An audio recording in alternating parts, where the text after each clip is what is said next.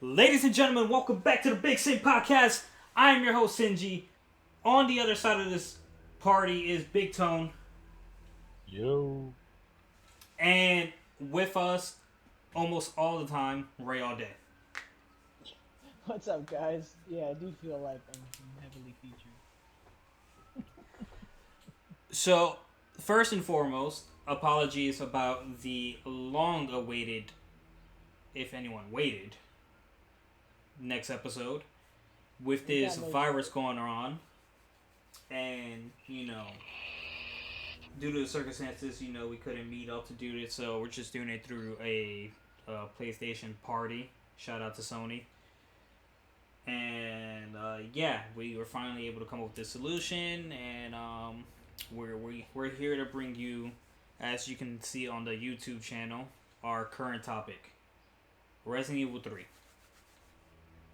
and Remake. 4, and possibly, well, yeah, they'll be able to see it through the screen. I'm like Oh, okay. forever stuck on this menu screen of Resident Evil 3. And the possibilities of Resident Evil 8. So, I actually want to start with Raymond, since I think he is and I could be wrong about this, but like I think he's the biggest Resident Evil fan in this party right now. Mm, I haven't gauged how much of a fan you are, Tone, but I know Raymond's a oh, huge fucking fan. I'm a huge fan. I mean, don't get me wrong. When it comes to games, a lot of times I don't really pay attention to the lore of the game. It basically just goes by my enjoyment. Now, as far as the right. Resident Evil lore, yeah, I do have a basic understanding of it. So, yeah, I would say I'm a pretty big Resident Evil fan. Yeah, I considered you to be, from at least the times we talked at length about the games and stuff. Yeah, now I will say like the spin-offs, I haven't played. I think the only spin-off I played It's was been years since I played some of them. yeah. I think some of the spin-offs was like Outbreak or whatever it was. Where I think that was Yeah. with the four different characters. Yeah, I didn't understand it at the time when I first played it. Um, I think I played the demo for the first Revelations, or maybe it was the second one. Those you should But actually do. If I could recommend you play any side Resident Evil games, the Revelations games are actually really yeah, I heard the first one came out on DS. That's why I was like, yeah, I'm good. Yeah. not a And it Nintendo got head, ported so over to like a bunch of different consoles like later. Like way yeah. later though. I think one and two may be available for PlayStation 4. So if they are, Yeah, no, yeah, I have them. yeah, I might snatch them up today. Word. Okay, all right, cool. So, Ray, opinions on Resident Evil 3 remake. On a base level, just like right off the bat, I did really enjoy the game. I liked a lot of it. I just find myself to be really conflicted with the game because of the fact that, like a lot of people do often complain about the fact that the game is short, but I understand who the game was kind of more catered to, and in terms of replayability and everything, and probably speedrunners are in love with it because they can get it done really fast. But I wasn't too much of a fan of the pacing of the game. I thought that there was a lot missing from the story, but that doesn't mean that they didn't do a good job with the story. I thought they actually did a really, really good job of what I consider to be their reinterpretation of the story. In no way would I put the remake story above the original story, because like I was actually having a conversation with Sinji, I think it was yesterday, right? As to how Resident Evil 2 remake and Resident Evil 3 remake aren't canon. They're not taking the place of the original two stories of the games because they're remakes. But Resident Evil 3 took a lot more liberties with the story than Resident Evil 2 did, and I give them a lot of credit for that. I wish they would have stuck to a little bit more of the original, but the risk they took mostly paid off. I wasn't too happy with Nemesis in the game. I think if anything I was disappointed with in the game, it was probably Nemesis. Um, just kind of the way they redid his character a little bit with the transformations and everything. I wasn't too much of a fan of. I didn't really like it. I didn't think it looked as good as the original did. He obviously wasn't around as much, which was a big thing for me. The set pieces were cool and everything, but it fell flat for me. It didn't really give me that sense of fear. And the content after you finish the game, like there's a lot of good weapons and stuff. That's always cool to unlock. And but there's like a lot of the things for me, like I like unlockable costumes and all this other stuff. Because like if you're gonna replay the game like a bazillion times, you might as well have as many settings to play with every time you play. You feel like a little bit different. So I felt like it's lacking in that department, and that might just have to do with the fact that it released with Resident Evil Resistance. So I feel like those two categories it fell flat, but otherwise the gameplay is great. The dodging system is awesome. The support items after you beat the game are cool. The new difficulties, all that stuff's really solid. It was a really solid game, and I really enjoyed it. Now I can't say that I love it, but it's really fun overall. Okay, okay. Tone, as another Resident Evil fan and someone who actually played the original, thoughts on the remake? Well, as I've stated before, the original Resident Evil 3 is my favorite Resident Evil game of all time. Ditto. So when I heard, when there was just rumors about this remake coming, I was uber excited because, like I said, it's one of my favorite. Resident Evil 3 is one of my favorite games of all time, hands down. I love the game. I beat the game a million damn times when I was a kid. With that being said, I did enjoy the remake, but like what Raymond said, it's just there's so much missing. There's so much cut out. It's just Yeah. it was just it was disappointing, but at the same time, like I said, I did like it. Um, the original Resident Evil 3 was more action oriented, so I was anticipating this game on being more action oriented as well. The one thing that was frustrating is if you're going to make it more action oriented, well then the controls need to cater to that. Because even though the controls aren't the tank controls, sometimes they can be frustrating when Yeah. it comes to those action set pieces. Yeah. Um, the Nemesis fights were I didn't really like them too much. They were just he didn't really seem menacing as he was in the original one. Like Nemesis was an absolute nuisance in the first one. He would just Man, that pop up man's at a the most incon. And I think that's where you and I have a little bit of a discrepancy, because like that man's a I talk parkour master. I took I actually I think I did talk with Sinji about this too. Uh, it was actually one of those little niche things that I do enjoy about Resident Evil is that for some reason every freaking Resident Evil game the movement is clunky as hell, Yeah, and it just puts you at a disadvantage. And I've always like enjoyed that. And like Oh people like no, fuck that. when they played like the original Resident Evil 3 and like weren't used to tank controls and had to run around as Jill and Nemesis was literally darting at you like a freight train, it was terrifying because you're like, damn, I don't even have like the controls down. Like I gotta run. But I do agree just with Resident Evil 3 remake that yeah, the movement could have been a little bit better because Well, wait, how do you run with tank controls? you press up on the D-pad. Up is forward no matter what, and then you yeah. Okay, but hold like, how do you run? you Because you when you use hold the D you hold pad, like person just you You hold hold walks. like square. Though X or that's something. I don't You hold remember the square. I yeah think you yeah hold one of those square. buttons yeah oh okay. yeah, and then you would run, and then honestly though like once you like you have to sit there for a little bit, but once you get used to tank controls like they're not No, bad, no, and no, it no. worked for the time, and you can disagree with me all you want. That's fine. That's what opinions are for. But tank controls are actually very precise and solid, and that's why almost all the speedrunners use them. But yeah, for Resident Evil 3 remake, could have been a little bit better. And I'm gonna take a page from like a game that wasn't all that great and people could crap on Resident Evil 6 all they want, but the movement in Resident Evil 6 was actually really fluid, and like you can get around pretty easily. And if they would have done something a little bit more like that, it would have been nice. Because sometimes it just seems like you were a little bit too clunky, and Nemesis moved around so fluidly that it was just kind of like, all right. Man, was a fucking linebacker, bro.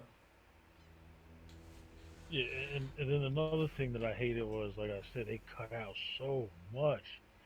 Like, I know a lot of people complained about the clock tower being cut out because that was such a huge part Yes. of the original one, and I mean it kind of was because that's where Jill got infected with the virus at first, and And it's then the you hardest took boss fight. yeah that is absolutely the hardest boss fight. Yeah, it's the hardest boss fight. Because with the fixed cameras, still a lot of times you get in corners where you can't see that son of a bitch coming at you. Yeah. So you basically have to use the aim button to kind of get a good idea where he is. You know, the older Resident Evils, those tank controls, and with those tank controls and those enemies being as fast as they are, it's tough. Yeah, that's how they just add that extra level of like necessity, and you just feel that angst to like be perfect because like unless you can really maneuver around with the controls they give you, it's so hard to just not die. Yeah. And then another thing that I didn't like is there was literally like no puzzles in this game. Yeah, that sucked too. Actually, I forgot all about that. That sucked ass. Yeah, that was Like yeah, that sometimes, sucked for me. and I said that to Sinji. I don't know if I expressed this to you, Tony, but especially that one part in the hospital. Spoilers for those of you who aren't expecting spoilers or whatever. The part where you're in Ah, the man, if you haven't played hospital. it by now, fuck off. Yeah, but you know some people get all butthurt. But the part where like you get ambushed in the hospital and you have to hold off the zombies. I told him I was like, dude, the one thing I don't want in a main Resident Evil game is to have a section where A, it feels like mercenaries mode, and B, I feel like I'm playing Resident Evil 6. Because I Okay, never want to play okay, Resident Evil all 6. right, but That literally to is kind that is of the worst part of the game. counter That is what the you just worst part. said yesterday when we were talking about it, you did go on record saying that this remake is not a main game. It's not, but I feel like if you're gonna stick to the formula, you wouldn't put set pieces like that in the game. The only thing I don't like about that hospital section, well, all right, I like the game, but I didn't play the original game. I liked it. I Right. think it was too short though. It was like fucking. It was basically fucking DLC. Like you could have just Yeah, threw this that's on unanimous. two and Yeah. yeah. But the hospital. The only thing I problem I have with the hospital part is when you're fighting off that wave of enemies. It's like there are times when you can literally be doing nothing. It's like it's completely timed. It's not situational. It should have been more situational. Like, hey, when you take out this enemy, blah blah blah. The more enemies you take down, the more it comes down. Blah blah blah. Something like that. Just a simple mechanic could have made that spot so much better. Yeah, that's And why it felt then like mercenaries to me. Like, oh, you just have to keep like shooting people until the time limit's up. yeah, and To then me, it like was the I worst I section don't of the like that. game. There's no. I don't like that Raiden or Rider gun. I am a little upset they didn't have an infinite shotgun and an infinite magnum. Oh yeah, I actually don't know about any of that, but if there is an infinite shotgun and magnum, that sucks too. Because the Raiden basically, as you explained to me, is basically the spark shot from two. But it's garbage because it won't work on. All right, so it won't work on hunters, and it'll kill things if you shoot their weak spots. So like if you aim it at a zombie's head, it'll kill it one shot. Oh yeah, the If spark you shot's aim it at always a like hunter's, really good with normal enemies. And I think honestly, the only use you had for it in Resident Evil 2 remake was to get rid of the G embryos in the sewer. Like you could slow them down like a lot just by spark shotting them one good time. But other than that, you oh, didn't need to I'm spark sure shot it's anything. I'm sure it's good on Nemesis too if you know his weak spot. Like his weak spot when he gets off the building, whatever. Right. It probably does a good damage output. The thing is, if you miss the sweet spot, it does no damage. Like none at all. It can do a lot or it can do 0. Like, no damage at all. Wow. I have to look into that. It has to hit. It has to hit a critical spot, a weak spot. That's really strange. I've shot enemies in the chest and they've completely ignored it, kept walking my way. This hunter I shot him like 50 times, but because his outer shell wasn't broken, it did no damage to him. It's probably, if not, next to the knife, it's probably the most useless fucking weapon in the game. Right. Well, yeah. Because the knife didn't... They definitely buffed the knife from Resident Evil 2 Remake, that's for sure. That knife ain't doing jack nothing. I'm sure there's people already, like, running the game with the knife or something, but... Yeah, no. That doesn't seem like it's a whole lot of fun. But I'm gonna look into that. Into, like, the PC version or something and see if it does, like, any kind of damage output, even, like, a 1 value or something. Because that's horrible. That makes the gun completely useless. Is it expensive? It's not terribly expensive. I mean, it's cheaper than the Infinite Auto Rifle. Right. Oh, and I don't know if I ever told you about this, but it's like a little random side note. I don't know if I ever discussed it with you. The difficulty adjust, the new difficulty adjust for Resident Evil 3, it goes all the way up to like 20. And like, yeah, and like I think like hardcore goes up to like difficulty adjust 11. What is it, Nightmare or something goes up to like difficulty of just like 16 or something like that, and like Nightmare's like anywhere between like 19 to like 20. You mean Inferno? Or something. Inferno, yeah, it's like anywhere between like 18 to 20 or 18 to 21, something weird like that. But you can actually influence how much damage you take in Inferno if you actually get beat up a little bit. Because I remember Stingy being so salty that Tony didn't get murked by Nemesis. Yo, fucking brutal. Okay, so anyone who played Inferno, if you played Resident Evil 3 and you played Inferno, I feel like difficulty adjust is the stupidest thing in the world. Why? Because like it makes the game unfair in certain regards. Like, okay, if I want to play something easy, let it be easy. If I want to play something normal, let it be normal. If I want to play something hard, let it be hard. If I want to play something extremely hard, let it be extremely hard. Now, I had no problem with my game being extremely fucking hard.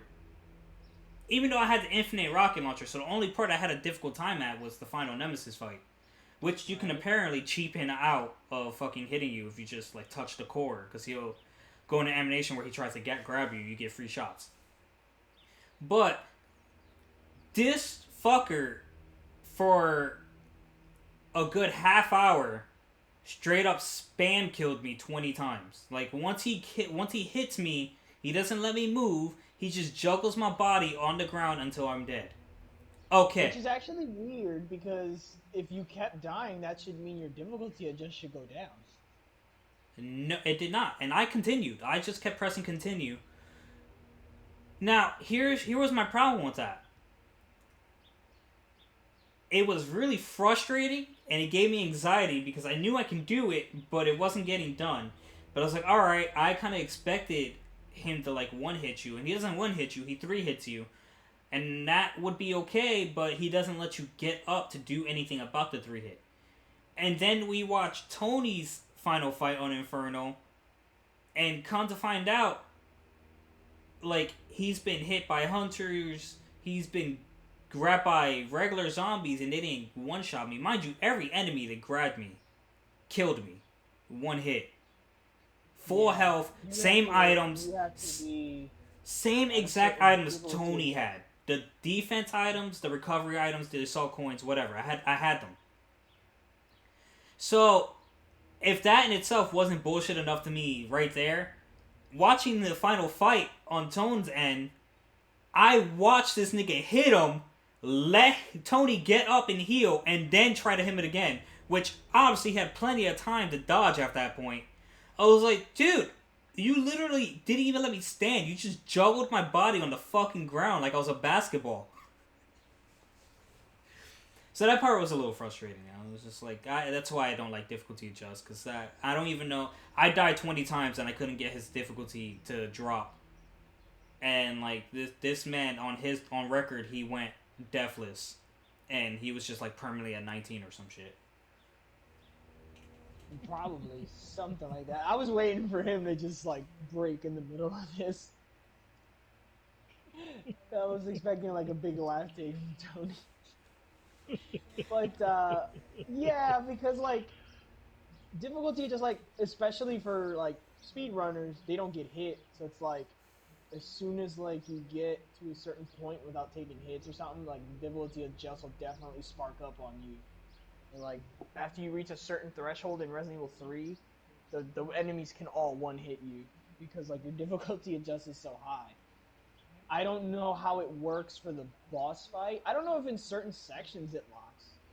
Because I know that like on Nightmare difficulty, I think the difficulty adjust is locked at like 15 or something. But there's definitely DA for the highest difficulty. I don't necessarily hate difficulty adjust. I could see why it helps some people because I don't notice a difference when it comes to like the hardest difficulties. Because usually for the hardest difficulties, especially like in Resident Evil 2 remake, uh, hardcore difficulty was just locked. The DA was always locked at like 9, no matter what. So like you didn't have to uh, experience any changes or anything. So I thought it was a little weird that for the highest difficulty in Resident Evil 3 that it had like difficulty adjust, but I don't know. I feel like it helps newer players more than it does experienced players. Yeah, it didn't help me at all. It didn't help me one bit. Maybe in your first playthrough. Well, my first playthrough was recorded, so I don't know if that helped at all, but I Yeah, died because like one. Yeah, I died a few did die. times. Yeah, so like it probably did help out a little bit with damage output and stuff.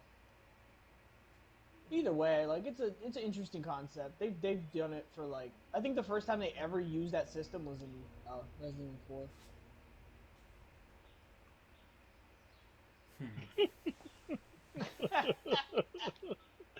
Yo, I feel What? so bad about that, yo.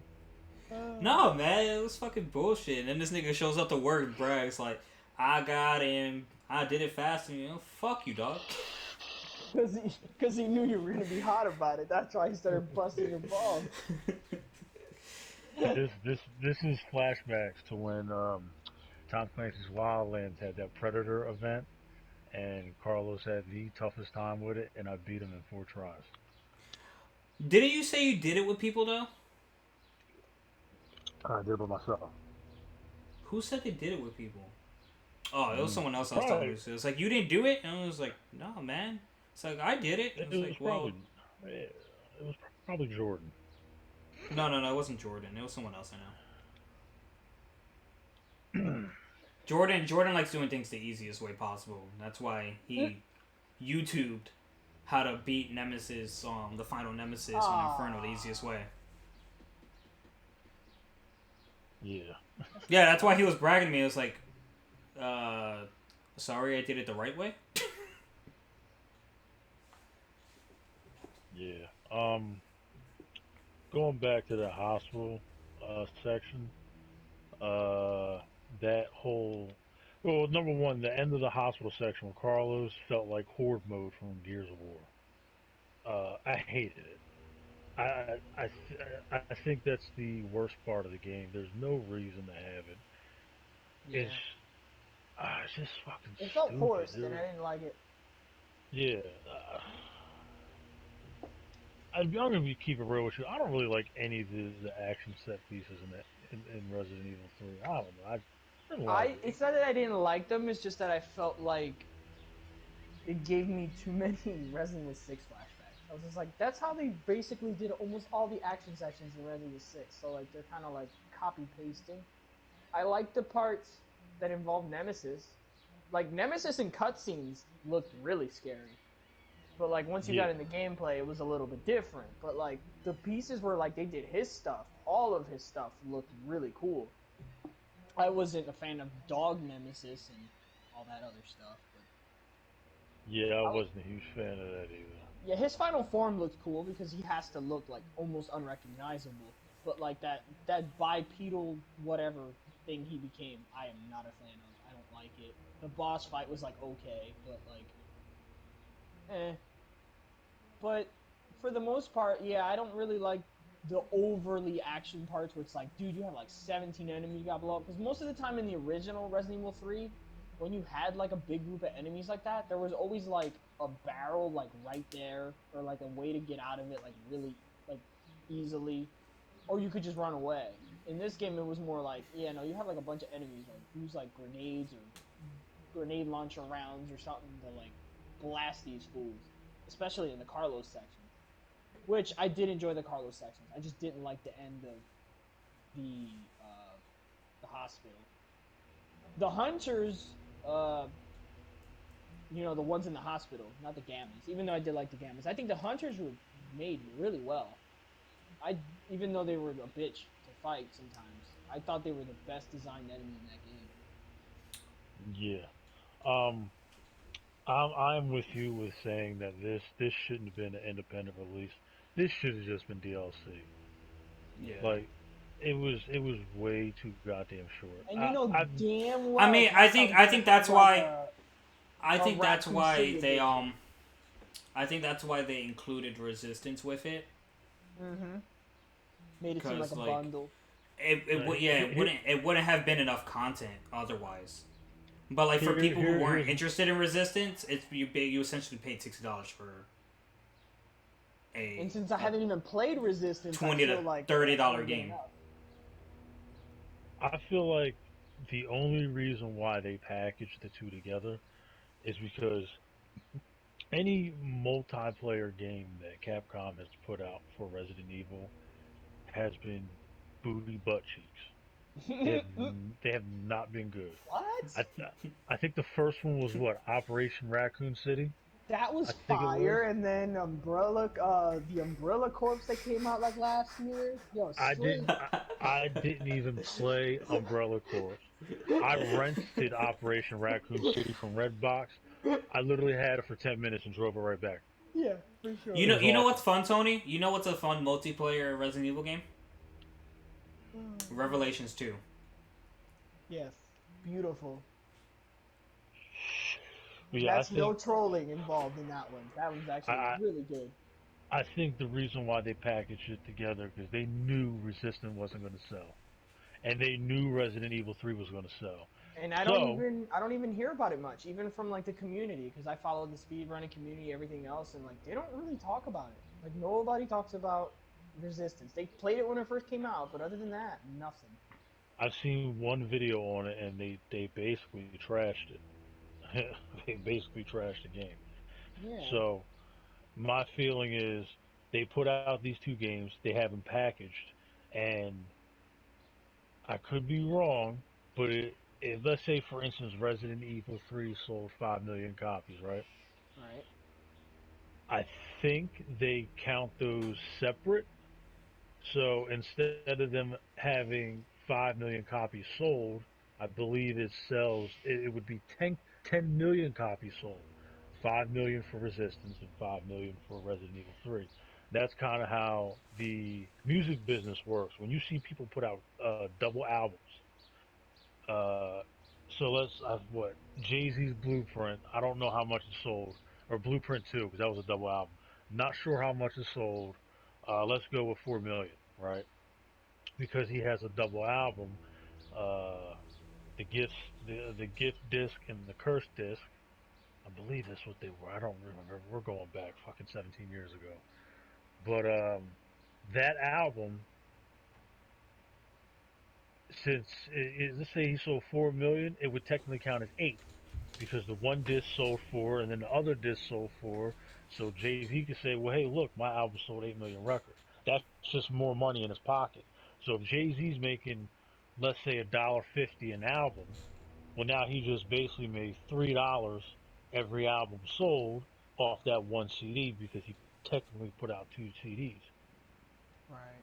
So I'm thinking that's how this is working as well. Um, Hmm. and I'm pretty sure Capcom knows. that if they would have gave you the option to purchase Resident Evil 3 separate from Resistance, Resistance wouldn't have sold shit. Probably not, yeah. And And they're then, smart about that because the way I felt about Resident Evil Resistance, and I don't want to put it in a category with such a terrible game. Um, Oh, are they you about to kind of just say? did. Yeah, they kind of did the same thing that Metal Gear Survive did. They I said, knew "Listen, it. I knew I I know it's harsh, but like literally, they just said That's we really have harsh. this engine. It's really good. We could try to make something different and sell it and make some money off of it." And it just obviously didn't have the impact and the punch they thought it would. Because like I'm pretty sure the people that made Metal Gear Survive are just like, oh yeah, this is hot. We got zombies and stuff. Like, but no, like nobody wanted to play that garbage. But Resistance isn't garbage, but it's not really. 30-minute mark. Hey.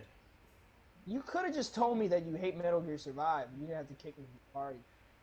No, I didn't kick you from the party. The party just died. You he guys said weren't I in a had. party? He said I had enough of this.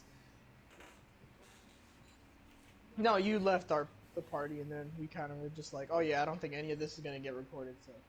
Yeah, I was hoping you guys would just send a random invite, but no. how can we send an invite if you're appearing offline, sir? The same way I sent an invite to Raymond since he's appearing offline. Well, I didn't know that we were gonna. It's called like invite and scroll down. I was going to, but then I thought you could have just like rejoined because it was your party. But I don't know. Nope. It is what it is. It is done with. So Are we still recording? Yeah. Oh, okay. Yeah. Oh, this is all in. That's beautiful. Well, I just made a note for myself to edit around the 30-minute mark. Okay. Okay. But on the topic of Resident Evil, or not Resident Evil, Metal Gear Solid Survival, whatever the fuck it's called, I never had any interest to play that game. It's basically you basically took a beloved franchise and you bastardized it, and then you tried to monetize the shit out of it with Yep. $10 extra save slots that you try to say, oh well, this is in-game currency that you can earn, and from the videos that I've watched, the money that you earn within the game is it would take forever to get enough coins in order to purchase that Mm-hmm. save slot, and why they would be fucking charging you for a save spot is beyond me.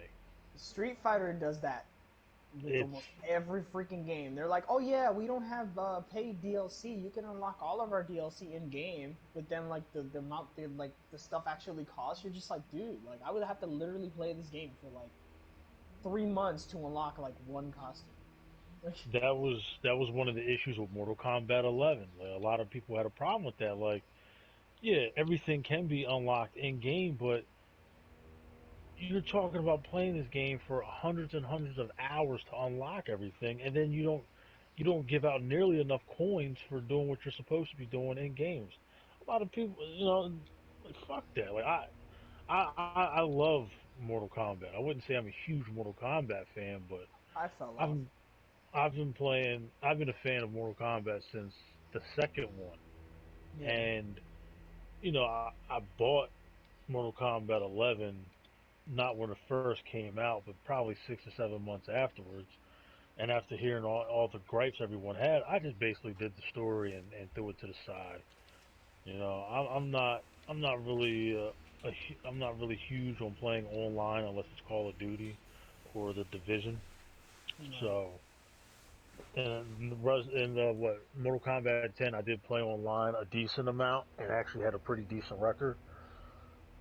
But I'm not gonna. You're not gonna have me sitting here playing the same goddamn game for hundreds and hundreds of hours and Yeah. barely earning enough coins to unlock shit. And I'm not gonna sit here and pour hundreds of dollars into this game just to unlock all this shit. It's not happening. Nope. Fair enough. Fair enough. So on a side note, I've been playing Resident Evil Zero. Yeah, he has. I It's been a I really can't fun experience. I can't get into that game. I can't. I can't. Yeah, I don't. I told Shinji, like every freaking person that I know that is a fan of Resident Evil, when you talk about Resident Evil Zero, they either love it or they want nothing to do with it. I can't get into it. I don't like the I don't like the item management. The and you know what? I read the book based on that game years ago, and I did like the book.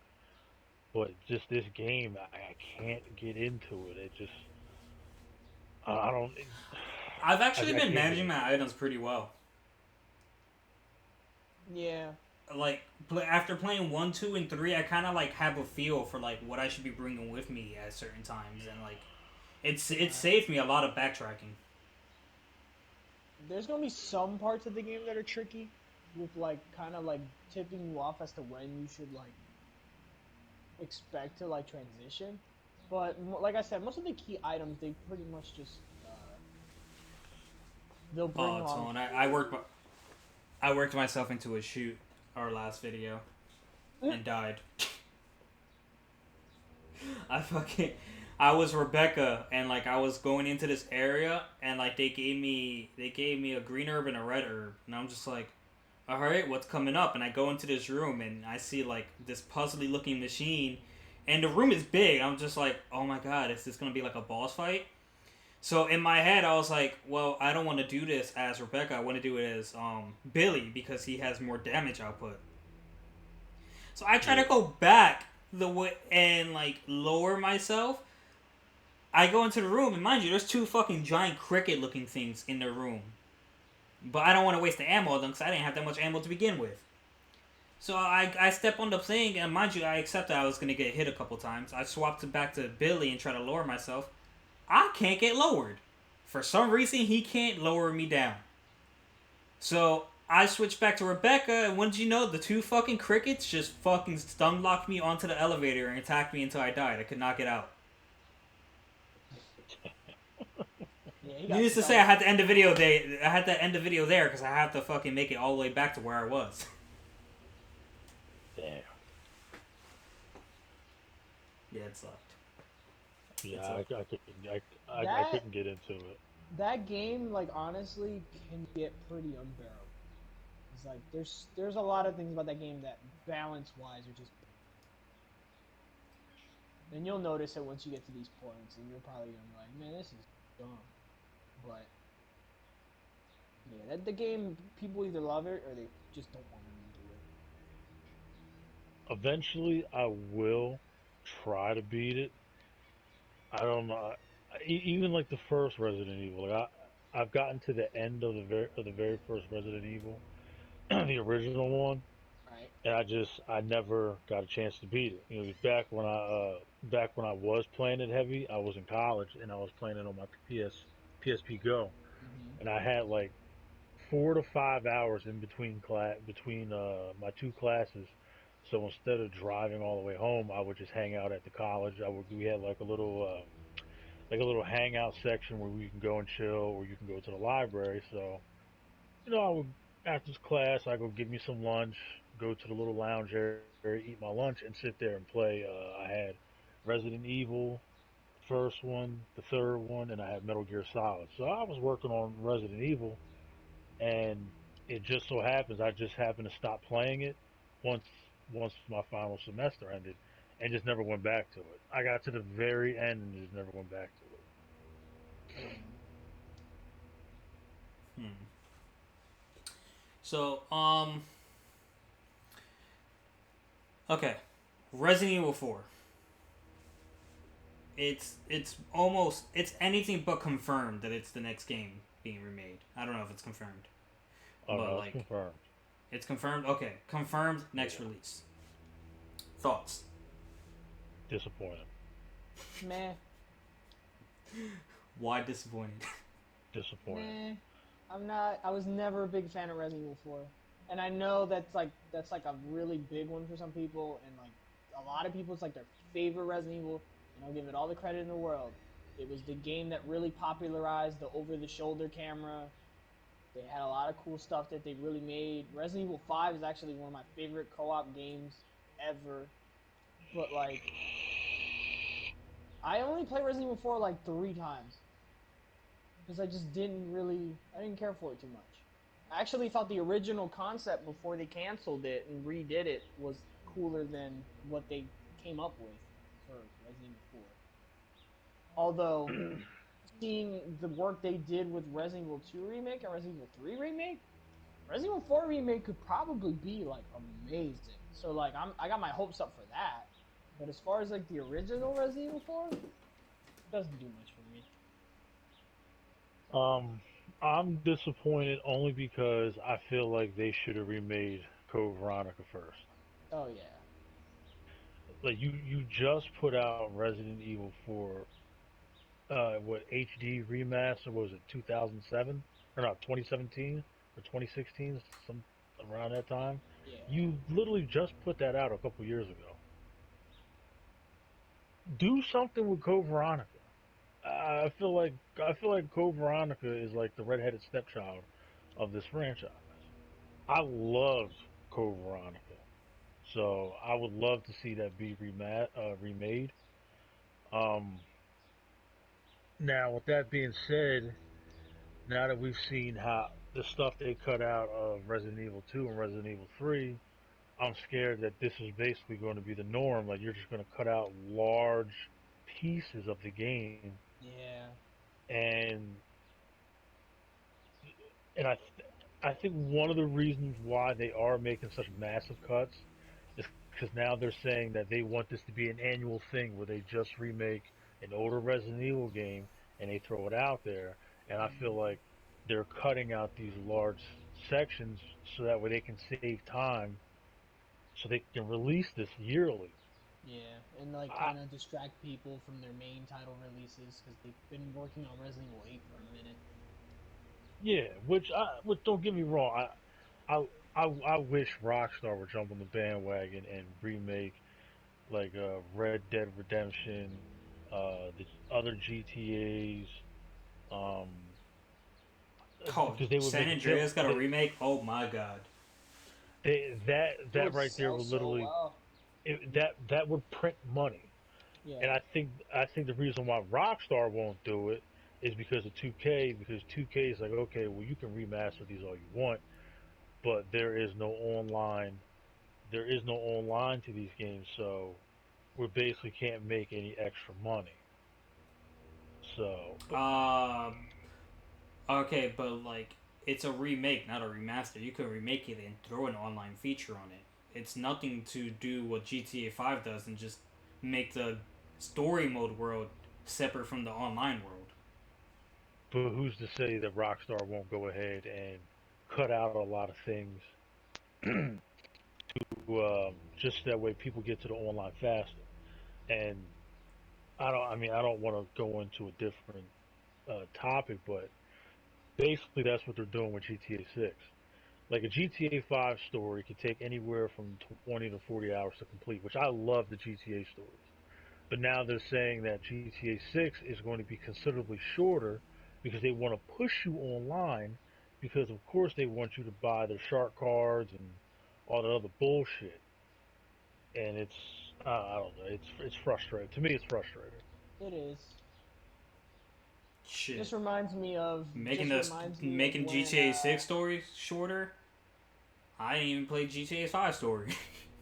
mm, Yes, this is coming from someone who actually loves the story. Like, I don't I played GTA Online when it was first released, and there were so many issues with it when it first came out. You couldn't even get online to play.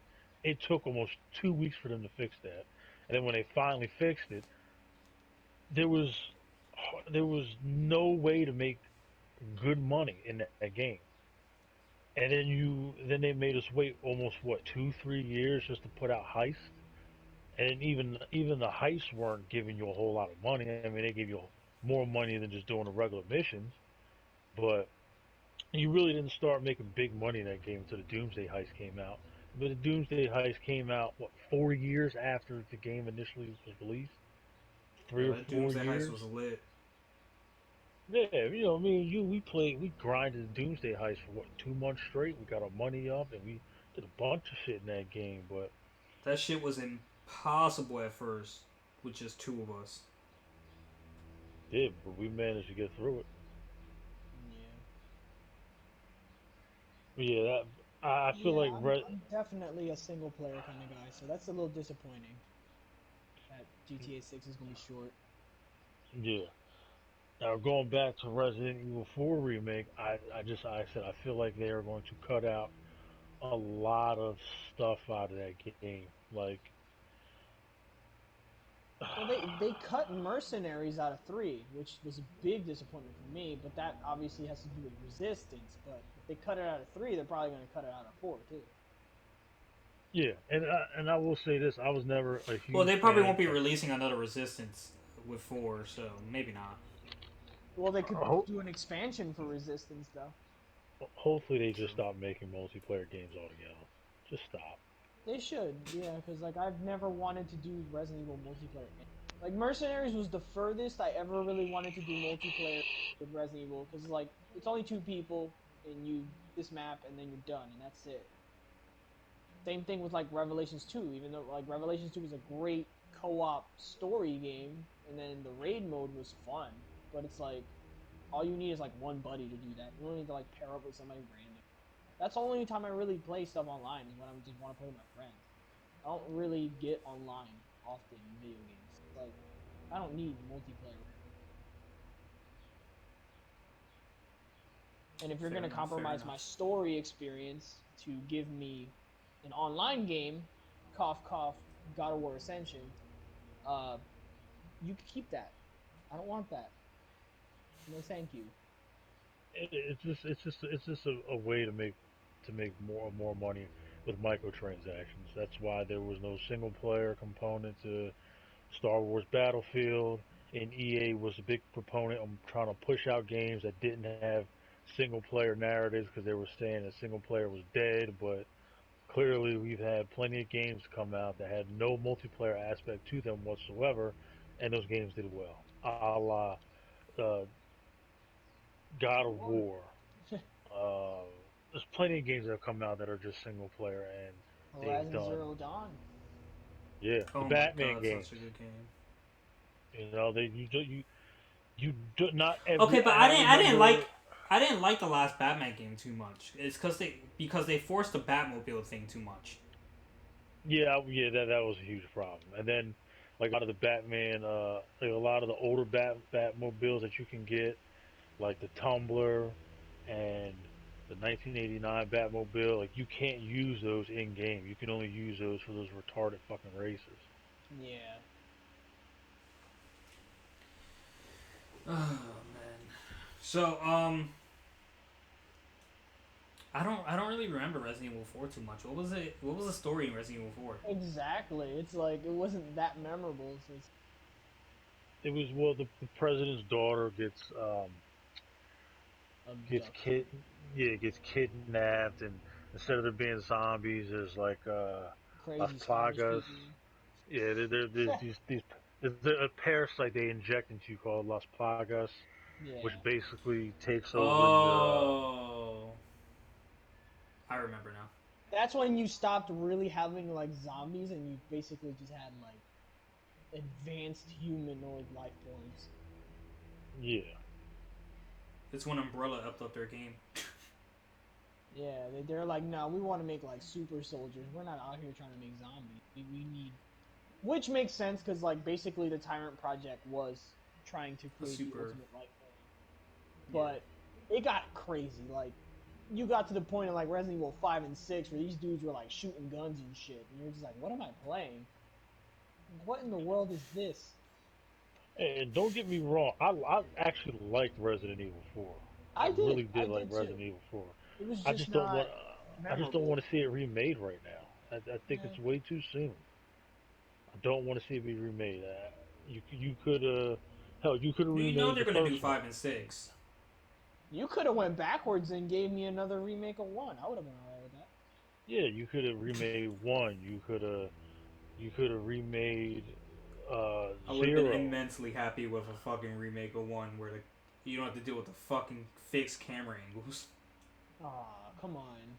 Fixed camera angles There's no won't point of happen. there's no point of remaking it if you're not gonna fix the camera angles because Resident Evil One, the Resident Evil remaster One or remake. whatever is Resident Evil it's One remake perfectly is fine right so now. good because it took what the original did right and made everything so much better, but still has the aesthetic and the feeling of the original game.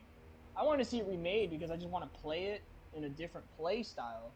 Like I don't mind having an over-the-shoulder Resident Evil game, but in terms of like the old school fan, most of us like the fixed camera angles because they were cool. Like they were different for the time, and like it's such an interesting gameplay mechanic to me. Like I like it. I like the camera style. It's different, and a lot of games started using that kind of stuff.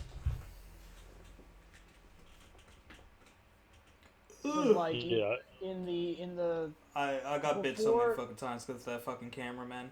yeah, but that's what always made it like lickers when they first came out in Resident Evil 2.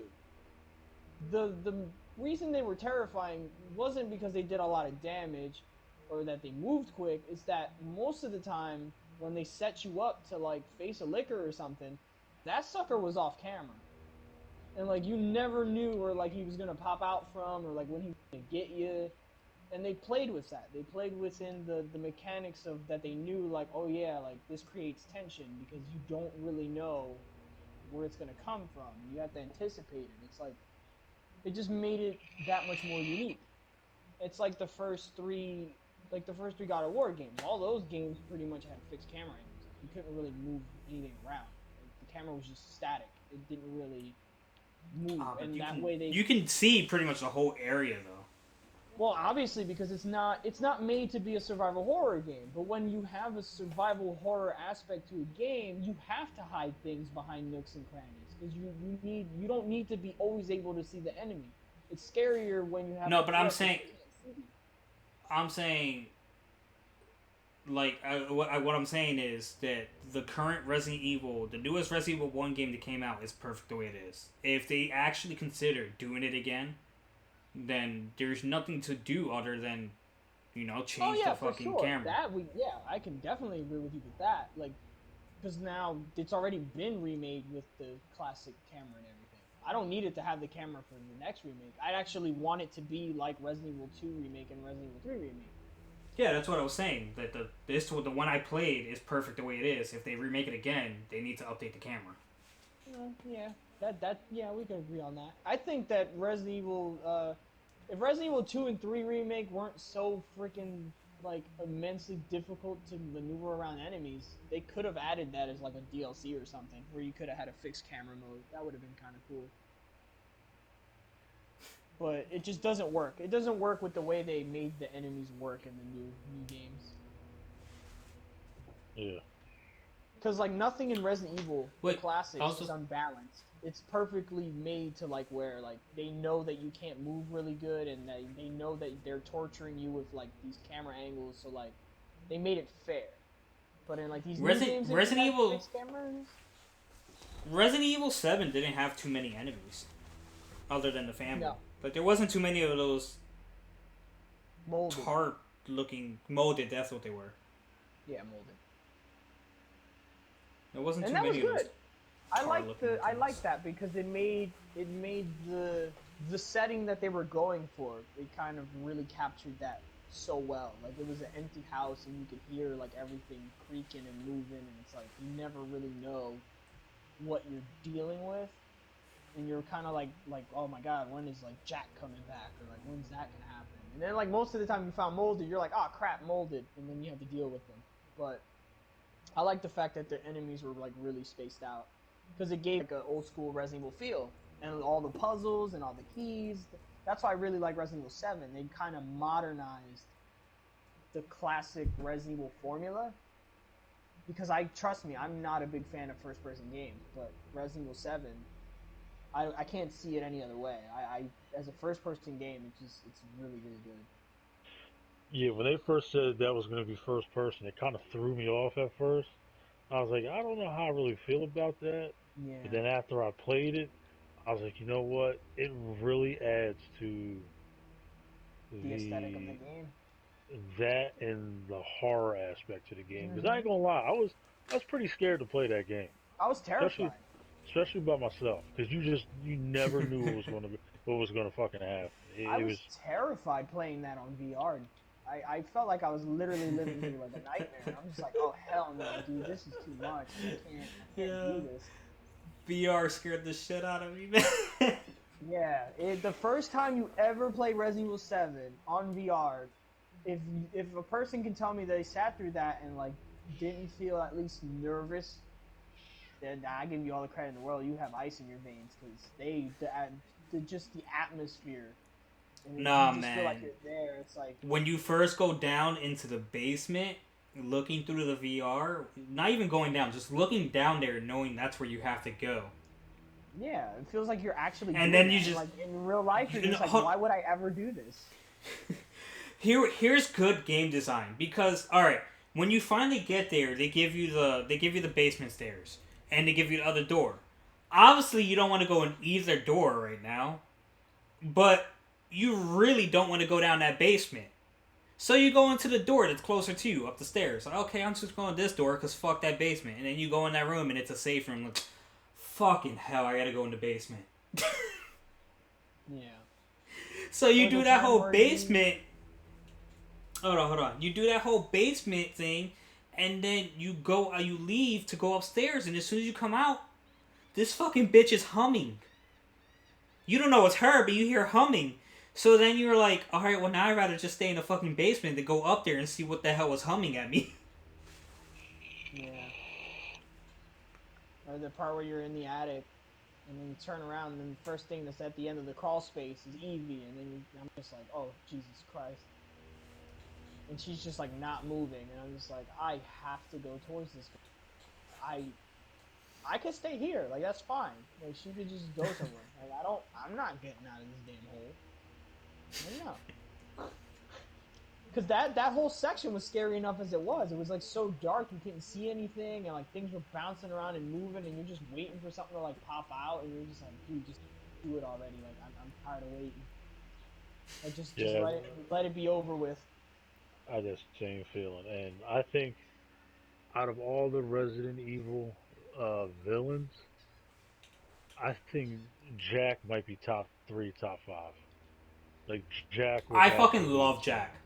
Jack is my favorite villain in a video game, I think. I might go as far bro. as say that. Bro, when that nigga bust through the wall in the house, I had to go change my underwear, bro. That shit scared the Like, hell out of dude, me. he scared the holy hell out of me, and I died on that part a lot. Me Like the too. first time he caught me in that little room where you have to open the latch and go into the crawl space. I didn't know that you had to do that, so I'm trying to run away from him in this room, and he literally just took my leg off. Yeah, did the I'm I same was thing. like, wondering, in what way, shape, or form does that seem feasible to the people who created this game? In what way do you think it's okay for me to get this liquid and reattach my leg by pouring it on top? How And does that bro, work? they're the my same man people had that think holy that water. you're. They're the same people that think that stapling your hand back together just magically fixes it. Basically. I mean, they did say like a lot of this game was like hallucinations. Yeah. So like that could have been a hallucination. Well, Granted. they did pretty much say that like Ethan is also infected with that stuff throughout the Yeah, game, so like he probably does have regenerative powers. but he's also probably hallucinating. Oh no, So but right, like any amount of violence that happens to you is very much real. Like Lucas lost his arm in the beginning of the game too, and it just kind of like came back on. Like he just put it back on. So Ethan probably dumb has son the of a bitch same wouldn't have been freaking good if it hit him. yeah. He probably has that same regenerative ability.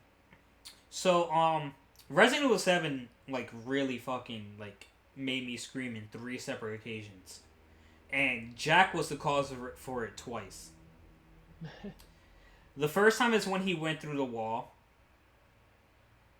The second time is when Margaret told you to stay the fuck out and just shoved you down that hole. She scared the fuck out of me. Yeah, she made my heart skip, and that's probably not good for me. Cause I That is not good for me at all.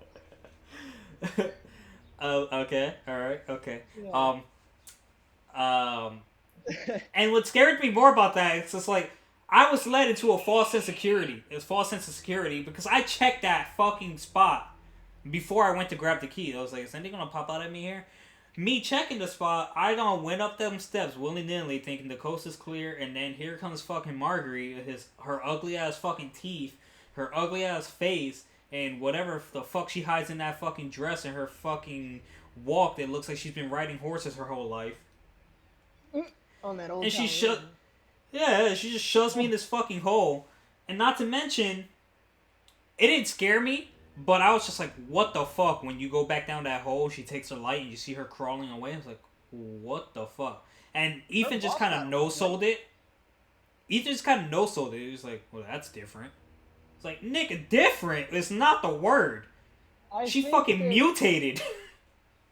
I think that also a big thing that was like up in the air was the fact that just like Mia worked for Umbrella, they pretty much hinted at the fact that Ethan probably works for them too. Yeah. He's probably used to it. He probably what I think happened was, well, before I get into that, I'll tell the third time. The third time I was watching Raymond play, I forgot what he was doing. Oh, that's a good story. But I was watching Raymond play, and he was like trying to avoid Jack and like I think do everything. And so like we're on the second floor, and like at this point, we lost Jack downstairs. We both thought he was fucking downstairs. He goes out the room, and this motherfucker just grabbed him. And that was the third time I screamed playing that game. And no, I wasn't even playing. I was playing on VR, and I looked, and like all we saw was his leg. When I looked to the left, and I promise you, Resident Evil. I will go on record as saying this, and I'm just gonna expose both of us because Resident Evil 7 really solidified our friendship because the way we screamed when we both saw this man was like two little schoolgirls. And we both swore we would never tell anybody how we screamed that day, but it was pretty bad. We both fucking screamed, and I had to pause for a second because again, I just wasn't.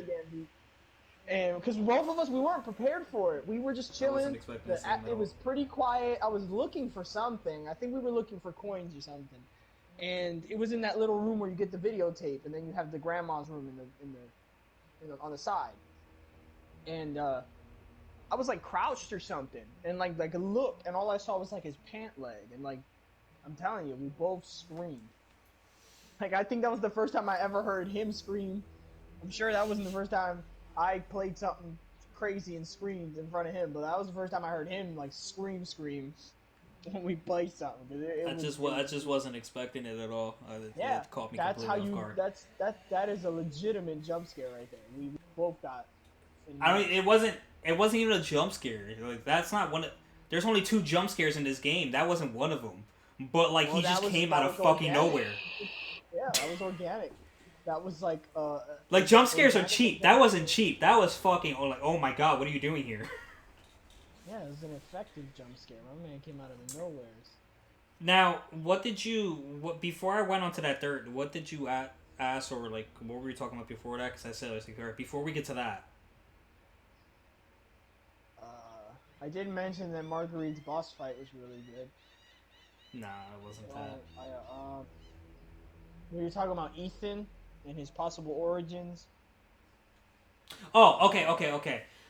Yeah. So, like, the game kind of leads you to believe that, like, Ethan and Mia were both working for Umbrella at the same time, but, like, obviously they knew Umbrella was up to, like, by this point, everyone who works for Umbrella and, like, knows Umbrella is a fucked up corporation. So, yeah. Whether your intentions are good or not, you know you work for this company that's a piece of shit. And they're pretending to be good at this point. Mm-hmm. So, Ethan and Mia probably both agreed. I'm assuming this is like pre Resident Evil 7. Ethan and Mia probably agreed that like Umbrella was an evil corporation. They shouldn't be working for them, and like where Ethan stopped, Mia didn't, and Mia was probably lying to about what she was doing, which she admits she was lying, Yeah. and um, that's probably. Like at this point, Ethan probably left before he knew about what's her Evelyn and things like that. So that's And there's probably why like nothing he to, was to surprised, suggest. but what? There's nothing to suggest that he doesn't know about the whole Evie project because she kind of just blankly states that she's stuck on a babysitting job, but she's like on a coast or something, like when she's talking about it. So I kind of pretty much said it as like she probably just refers to it as like having to babysit, but he probably knows about the experiment and everything. He probably just No, doesn't no, no, know no. like I don't how think he. far. I just don't think he knows the gravity of like how far they got into it because when he saw like Jack and everybody else, he didn't really know. No, Like, I don't think he knows that she's working for Umbrella at all at that moment. Like I think they both work they're there. both agents though.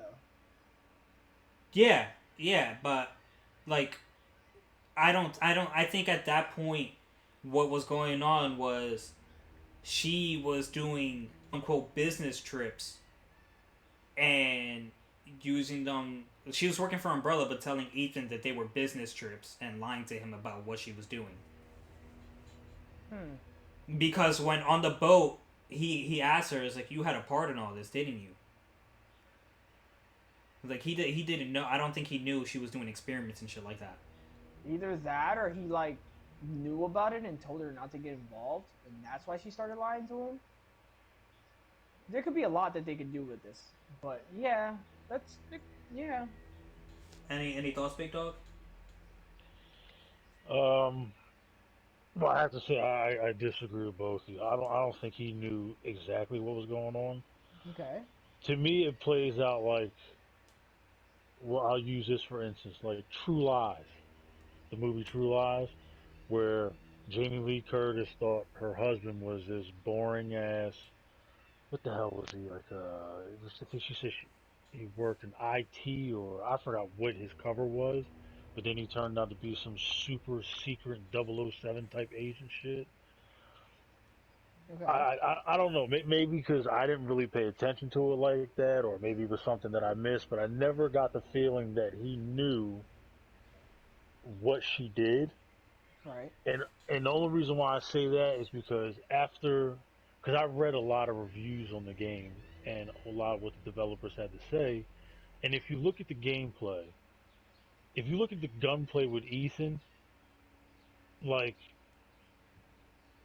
he never really seems comfortable holding any type of gun. If you notice, Well, like that could just mean his he's a researcher, though.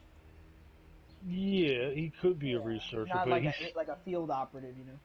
but he still may not know. Even if he does work for Yeah, Umbrella, he never seems he may comfortable not holding a know. gun, but he never seems too surprised about what's going on either. Or it's a because it could also be a possibility because we also know that Lucas was talking to like separate parties about like distributing this stuff. They could just be a separate entity altogether, and Umbrella's trying to figure out what they're doing and basically putting up this ruse about being a good company and changing their image and everything, but they're trying to figure out what this other company's doing, like researching like bioorganic weapons and stuff. Because they obviously had to do a lot of work to convince Chris Redfield to like join in on the party and help stop whatever the hell Lucas was about to do. So Yeah, Mia could easily be like somebody, some operative for like some other place, and then like Ethan could be the one that's with Umbrella because he obviously knew that like the people that were coming were Umbrella because when he saw Chris and stuff, he's like, "Hey, what took you guys so long?" So, I don't know. To me, he just never That seemed might like. that might be reading a little too much into it. well, Yeah, that's what speculation's for. to me, he just never seemed like he knew anything that was going on. I didn't read too deep into the reactions only because, No, at the but end of that the day, that's what we're both kind of saying. Like he doesn't know what's going on, but like my thing is, he's not too surprised about what's going on either. No, but you also got to look at it this way. It is a video game too. You know what I mean? Yeah, Yeah. and So storytelling plays a big part in video games. You know what I mean? yeah, But no they doubt. also But have a lot of inconsistencies with their stories. yeah, so I said you never know. Maybe maybe during while recording the voice acting or whatever, they could have did 3,000 takes, and that one that they decided to use was just the best one he had done. So you know what I mean? It could be anything. That's all I'm Oh man, if their ideal surprise voice was like a Christian Stewart impression, then yeah, they nailed it. saying. Well, he basically was a very dry character. He wasn't very emotionally driven like He at was a all. saltless cracker, yes he was. Yeah. Like even when he was trying to like cut promo on that one police officer to convince him to give him that knife, he wasn't really that convincing. It's probably why he didn't get a gun. He just got the knife because the guy was just like, yeah, whatever. All right, so based on Resident Evil 7 and like possible rumors on Resident Evil 8, what do we think it's gonna? Rumors are you're gonna end up on an island. There's gonna be heavy Yeah. hallucinations. Mm-hmm. Probably gonna see the origin of Evie, and um, there's gonna be a cult of some sort. I think that someone, as they usually often do, somebody's going to salvage that research they did on Eevee, and they're going to have something way better in the next game. And that's probably what's going to be playing on most people's hallucinations.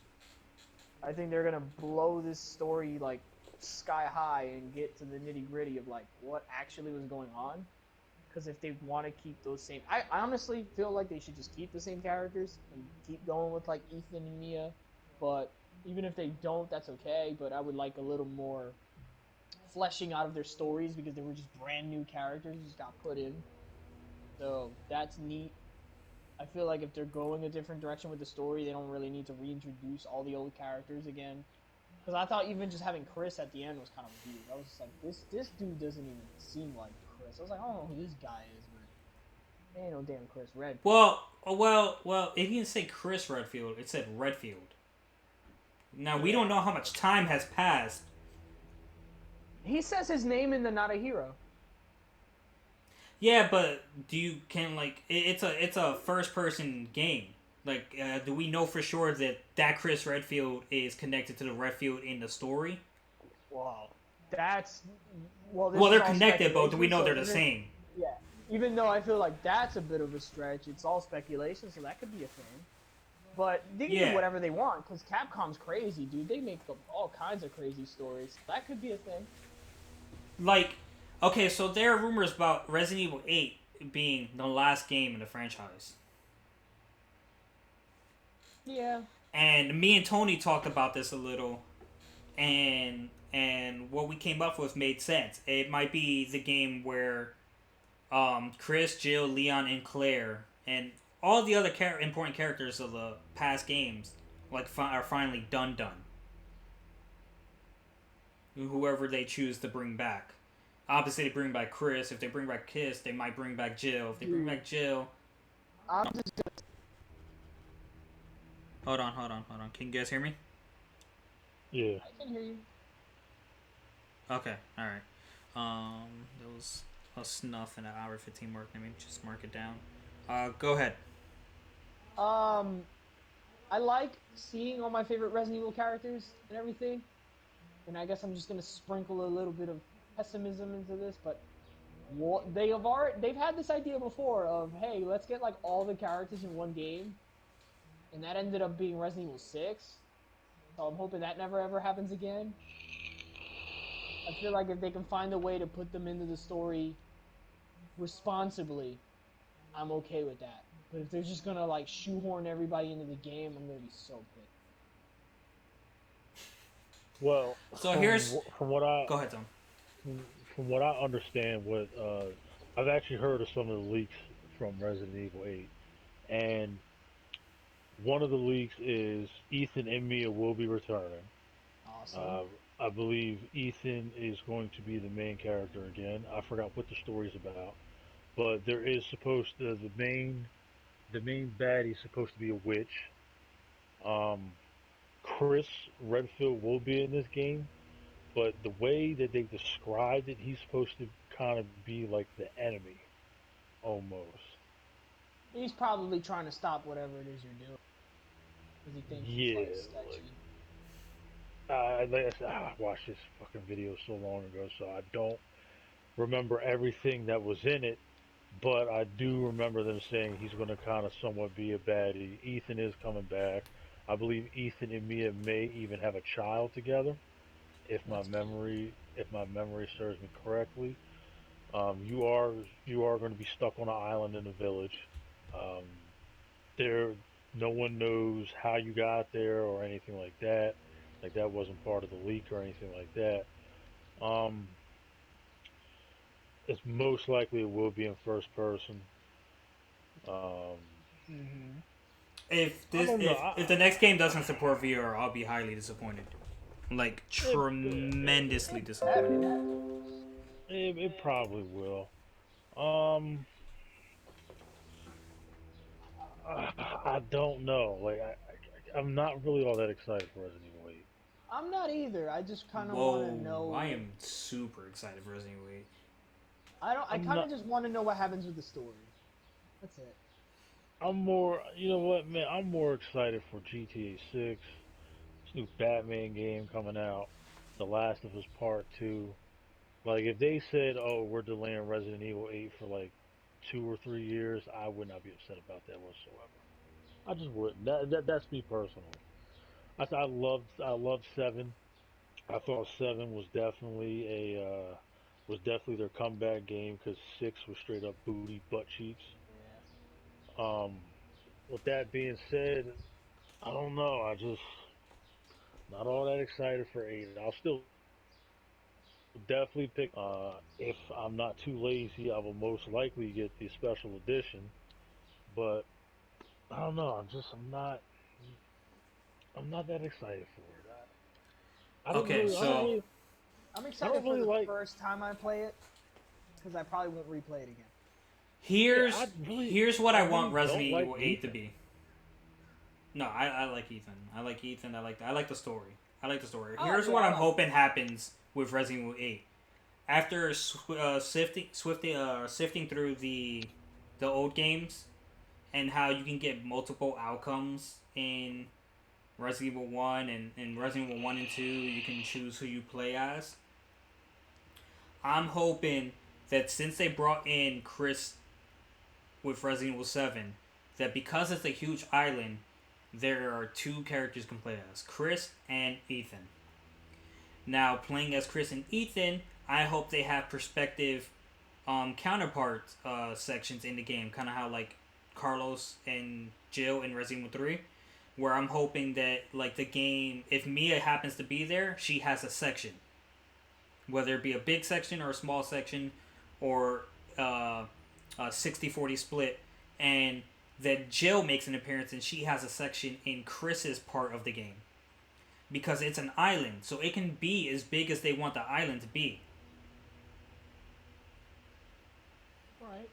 That's kind of what I'm hoping Resident Evil 8 turns out to be. A mixture between a Ethan game and a Chris Redfield game where Jill is working with Chris and Mia is working with Ethan, or vice versa. You put the veterans with the rookies, so Mia with Chris and Jill with Ethan. And what you do throughout the game impacts the way it ends. Okay. Uh, Um, I I can feel see like where if you're coming from, but yeah, I don't see Claire popping up. Like I don't see any older characters except for Chris popping up. That's yeah, just me.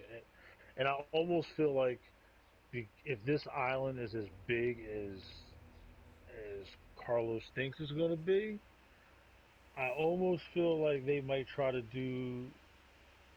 And I know I'm kind of mixing genres here, but like a linear open world game almost, where Ooh. you can go do a whole lot of exploring or whatever, but It's basically, you have to go from point A to point B to get to point C, or some wild shit like that.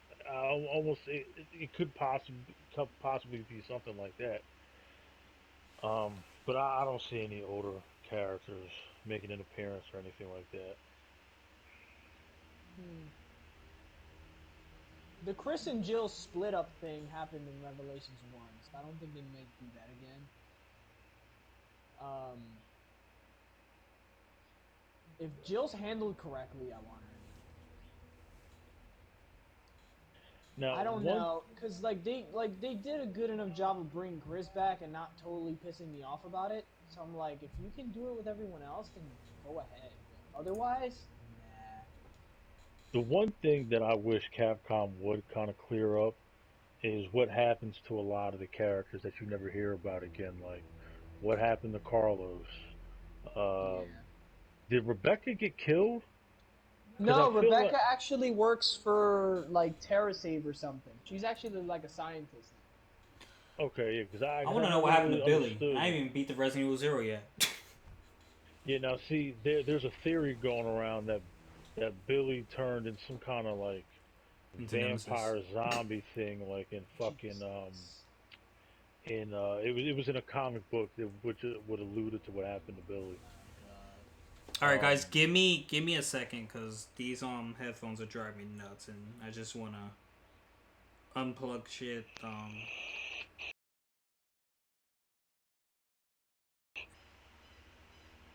I don't think I would be too keen on the open world thing for Resident Evil, but I'm open to trying it out. no doubt. Like when I'm when just they gonna have to first deal with that. Go ahead. when they when they first said that Metal Gear Solid 5 was going to be open world, I was like, how is that going to work? Because Yeah, me too. Metal Gear Solid has never been an open world game, but they pulled it off. Yeah, they They did. they definitely pulled it off, and I like what they did with that open world. I felt like So maybe some of the areas weren't as fleshed out as like previous games, but it looked amazing and it played well and it engaged me enough to where I didn't mind having the open world. yeah, so I said I don't know. Like I said, man, I'm just really not that excited for Resident Evil 8, man. So I'm not actively trying to seek out leaks. Like I just so happened to come across the video on YouTube, so I said, "Fuck it, let me watch it."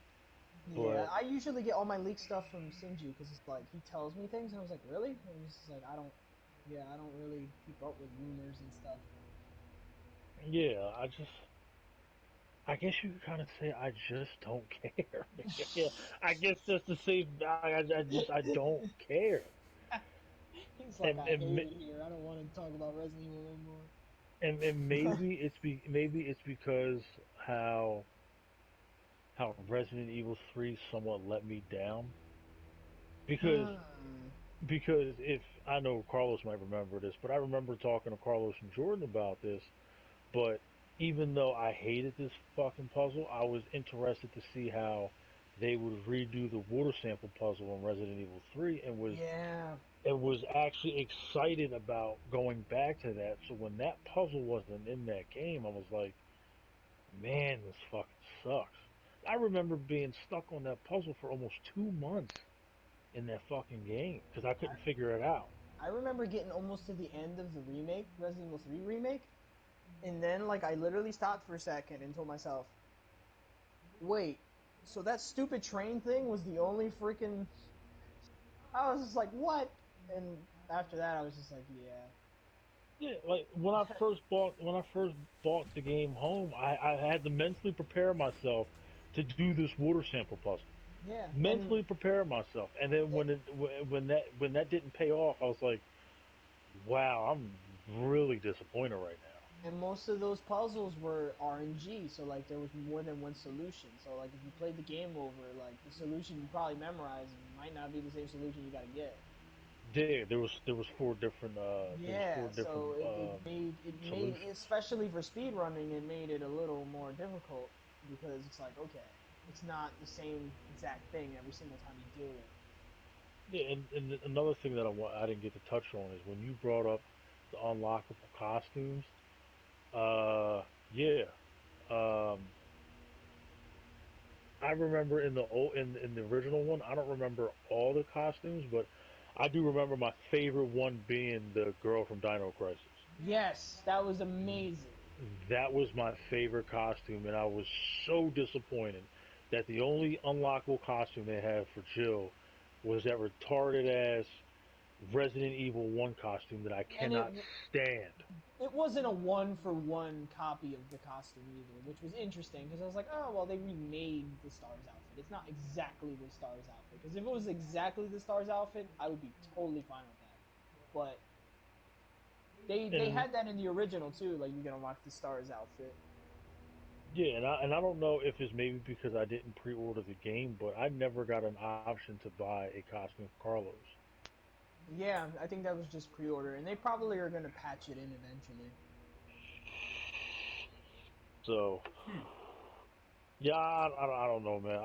I'm not that. I think Resident Evil 3 really brought me down I'm because still it was waiting for a remake of Dino Crisis But though. it's a remake. a Don't let a a par, bad a remake. par, What's up?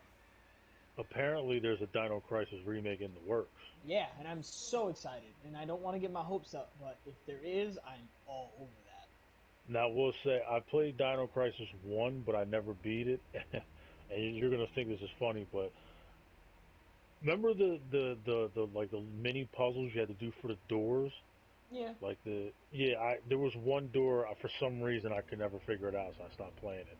And that was probably like a half hour in, and for some reason Wow. I could not figure it out, so I basically gave up on the game and never got a chance to beat it. So Yeah.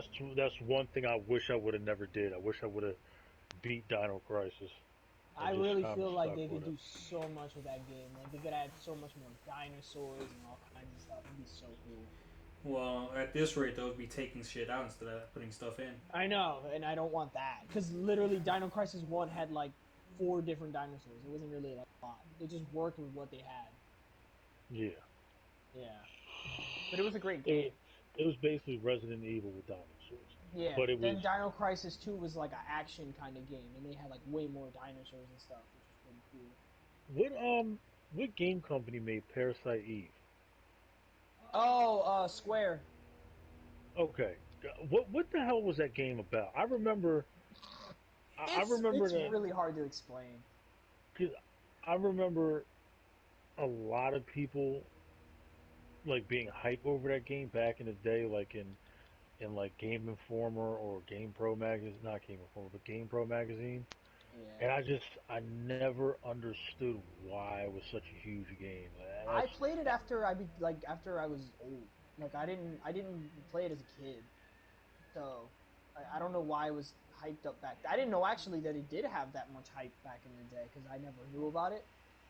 After playing it like now, I think the first time I played it I was like 18 or something. It's an interesting game. I don't really like too much of like the turn-based RPG mechanic games like that too oh, much, was but it was it turn based?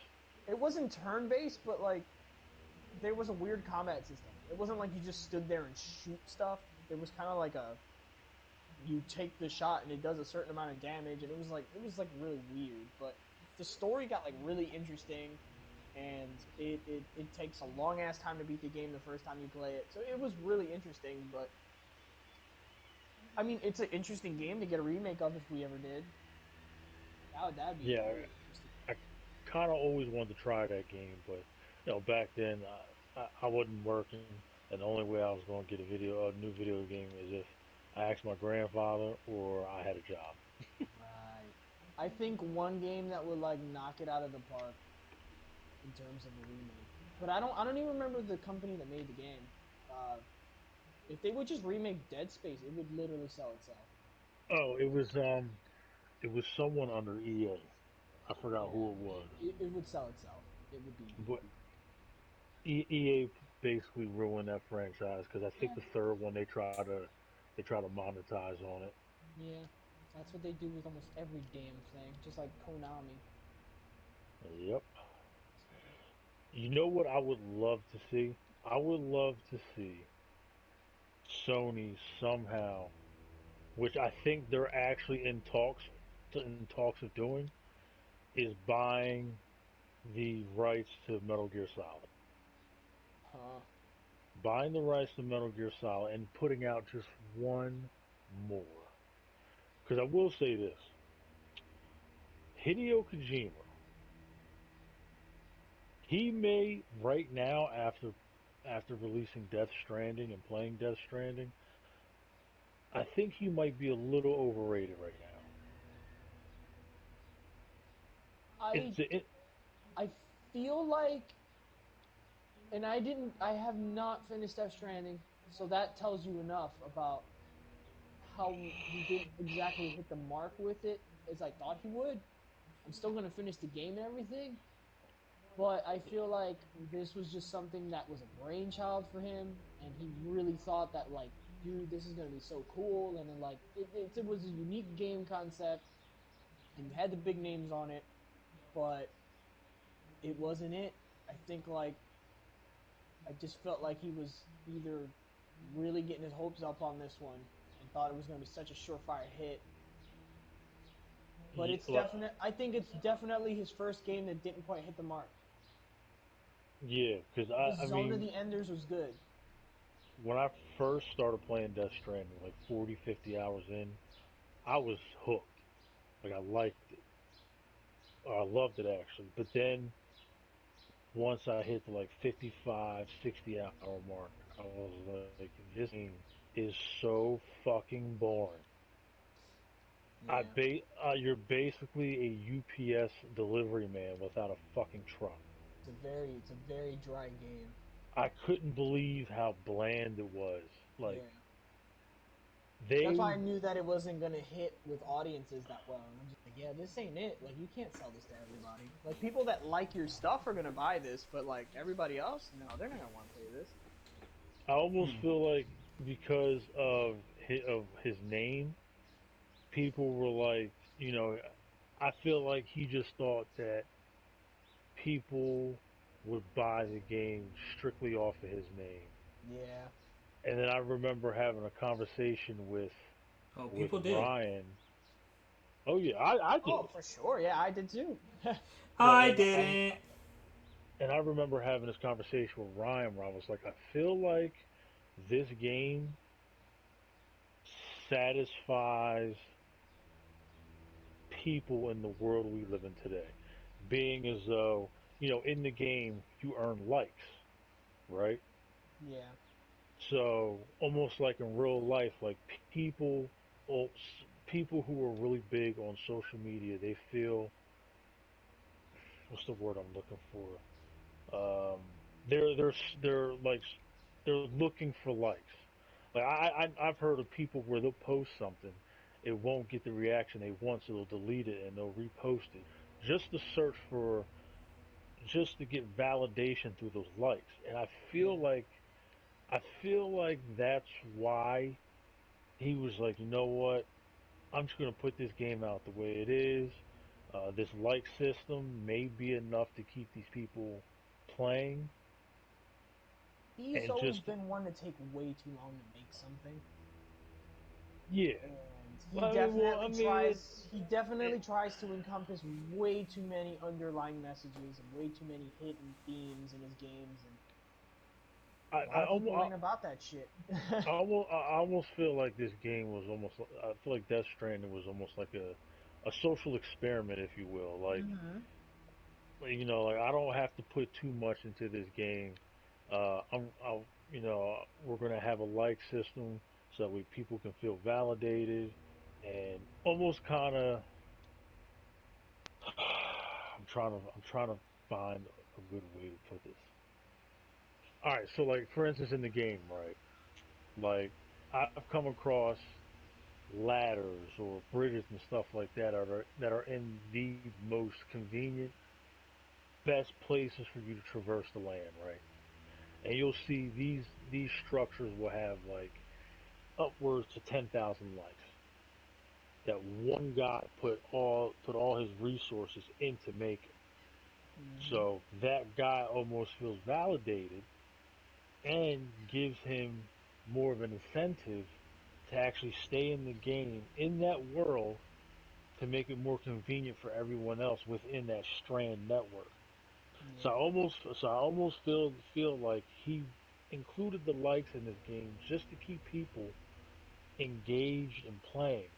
But then there's a lot of people like me who I don't feel validated through likes. Like I don't need your likes to feel validated. Yeah, I turned Like that off. I actually didn't play with online functionality and ended up having to struggle getting most of the stuff myself. yeah, so don't get me wrong. Did I engage a lot into the Strand network? Yeah, but it wasn't mainly it wasn't to get likes, but it was to make the game to make the traverse to that land a lot more easier for myself. Yeah, and it pays off, trust me, because I had a hard time getting around.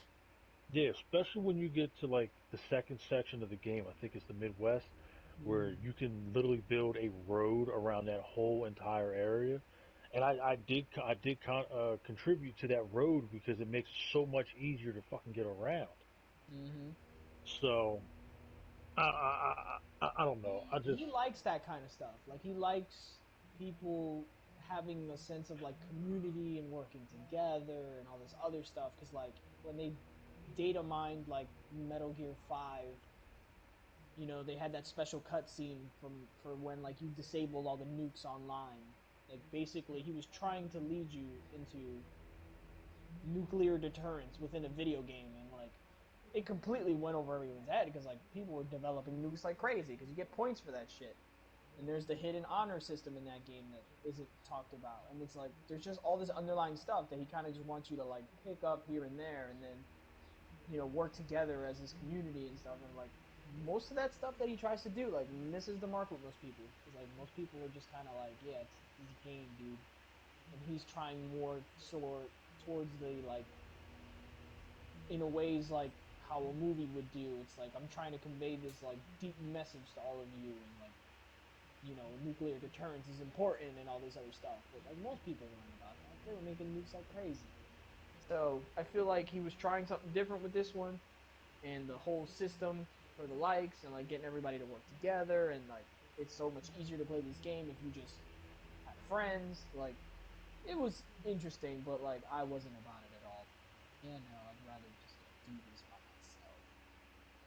yeah, it just got to a point where I was like, I don't want to keep doing these fucking delivery missions because they never end. Yeah, they're monotonous as hell. And I started to It's feel like they weren't going to end either. And I was only like 10 hours in. I'm like, dude, why do I always have to do like a side mission? Why don't these side missions ever freaking leave the screen? Like, yeah, like there was one time I forgot what base I went to. I took every single side mission they had to offer, mm-hmm.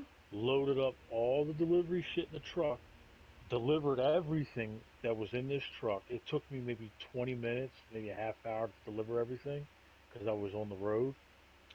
And I wound up going back to see if there was more deliveries, and there was still more deliveries. I'm like, bro, like, And I feel like how? that to me, and I guess I'm just me sometimes. I think too much about this shit. But like, as I was taking all of these side missions and I noticed, like you said, that like there's always more. It's like at one point I ended up taking like a good 4 or 5 side things because they were all in the same general location, and I'm just like, you know what?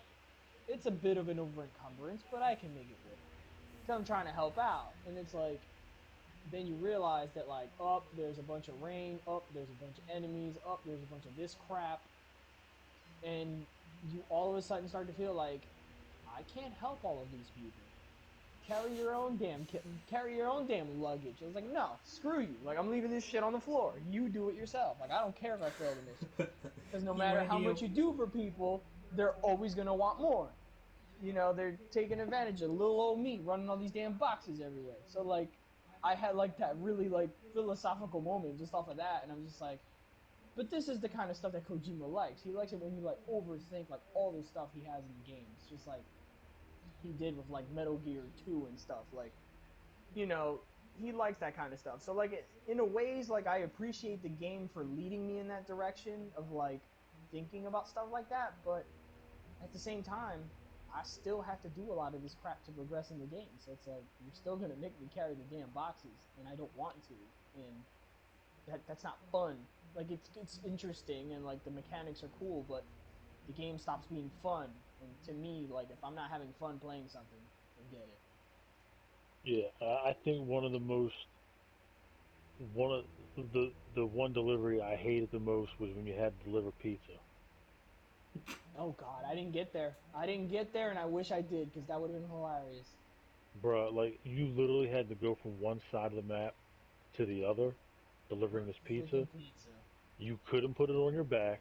You had to get one of those stupid carts that you attach to your delivery bag Oh and God. and But get that's it to this Kojima house. stuff too. That like eccentric, like stupid stuff like that. He loves doing shit like that too. Yeah, But I was like, bro, this sucks. yeah, I wouldn't have. That pizza would have stayed out in the rain, dog. And that's, And then I found out who the pizza belonged to, which I'm not going to spoil it, but then I found out who the pizza belonged to, and that it was tied to a trophy. And Polita. I was like, you know, I was like, you know what? I'm not going back and revisiting this. I'm not like the end of the game. I think took me 2 to 3 hours to finish, and it wasn't because it was hard. It was all the fucking cutscenes oh yeah. that I He did. likes that He's too. cutscene heavy, bro. He's cutscene heavy. He holds the world record for cutscenes. That dude is a freaking maniac. He It, should just make movies. yeah, it's almost like this game reminded me of the original three Star Wars films, where there's so much exposition. I'm like, That's not bro, something I was expecting to hear. Wow, I that's can't, a good I take on the can't game. take it. Like, cause I watched Star Wars when I was a kid. I'm not saying I was a huge fan. If it was on TV, I just watched it. I didn't remember any of them. So I recently watched them when they released Disney Plus back in November. Hmm. I watched all of them up to Rogue One, Right. and I would say the first five, I wanted to blow my brains out. I was in this house going insane watching these movies. I'm like, these movies are fucking terrible. They're not good movies. It's just a bunch of motherfuckers sitting around talking with a few action set pieces thrown in here and there just to break up the monotonous of this fucking exposition. I think the best one, honestly, was episode three because there wasn't a whole lot of exposition. It was just straight action. Right. So to me, out of the first six movies, that was probably the best one in my opinion. Now I did watch what was the I saw Rogue One. I did like Rogue One, and then I think it was the Force Awakens. I did like the Force Awakens because there was a lot more action in those two. But yeah, it's just like I would be going through the emails in Death Stranding, trying to read them all, and I'm just like, I'm not sitting here reading almost 300 to 400 emails. Yeah, that's another thing I hated about that game. Like they would give you all these freaking emails, and like I'm the kind of person that I hate seeing notifications on my screen. So like I'm gonna click through all this shit. And like the worst thing they did in that game, and I can tell you is my least part of this game is that they would give you a little tutorial thing that unless you scrolled down and read it, the notification would stay on. So Yep. I would literally have to go into the little tutorials tab of the freaking manual and scroll for like almost 2 minutes because there's so many tutorials and find the one thing I didn't read. I'm like, dude, screw this shit. I'm like, man. So yeah, that game pissed me. I think honestly it drove me to like stop playing it, but like I want to know what happens in the story, so that's the only reason I'm going back. But it missed the mark with me. I hate to say Yeah. it. Yeah, Yeah. it never got up to throw for the mark for me.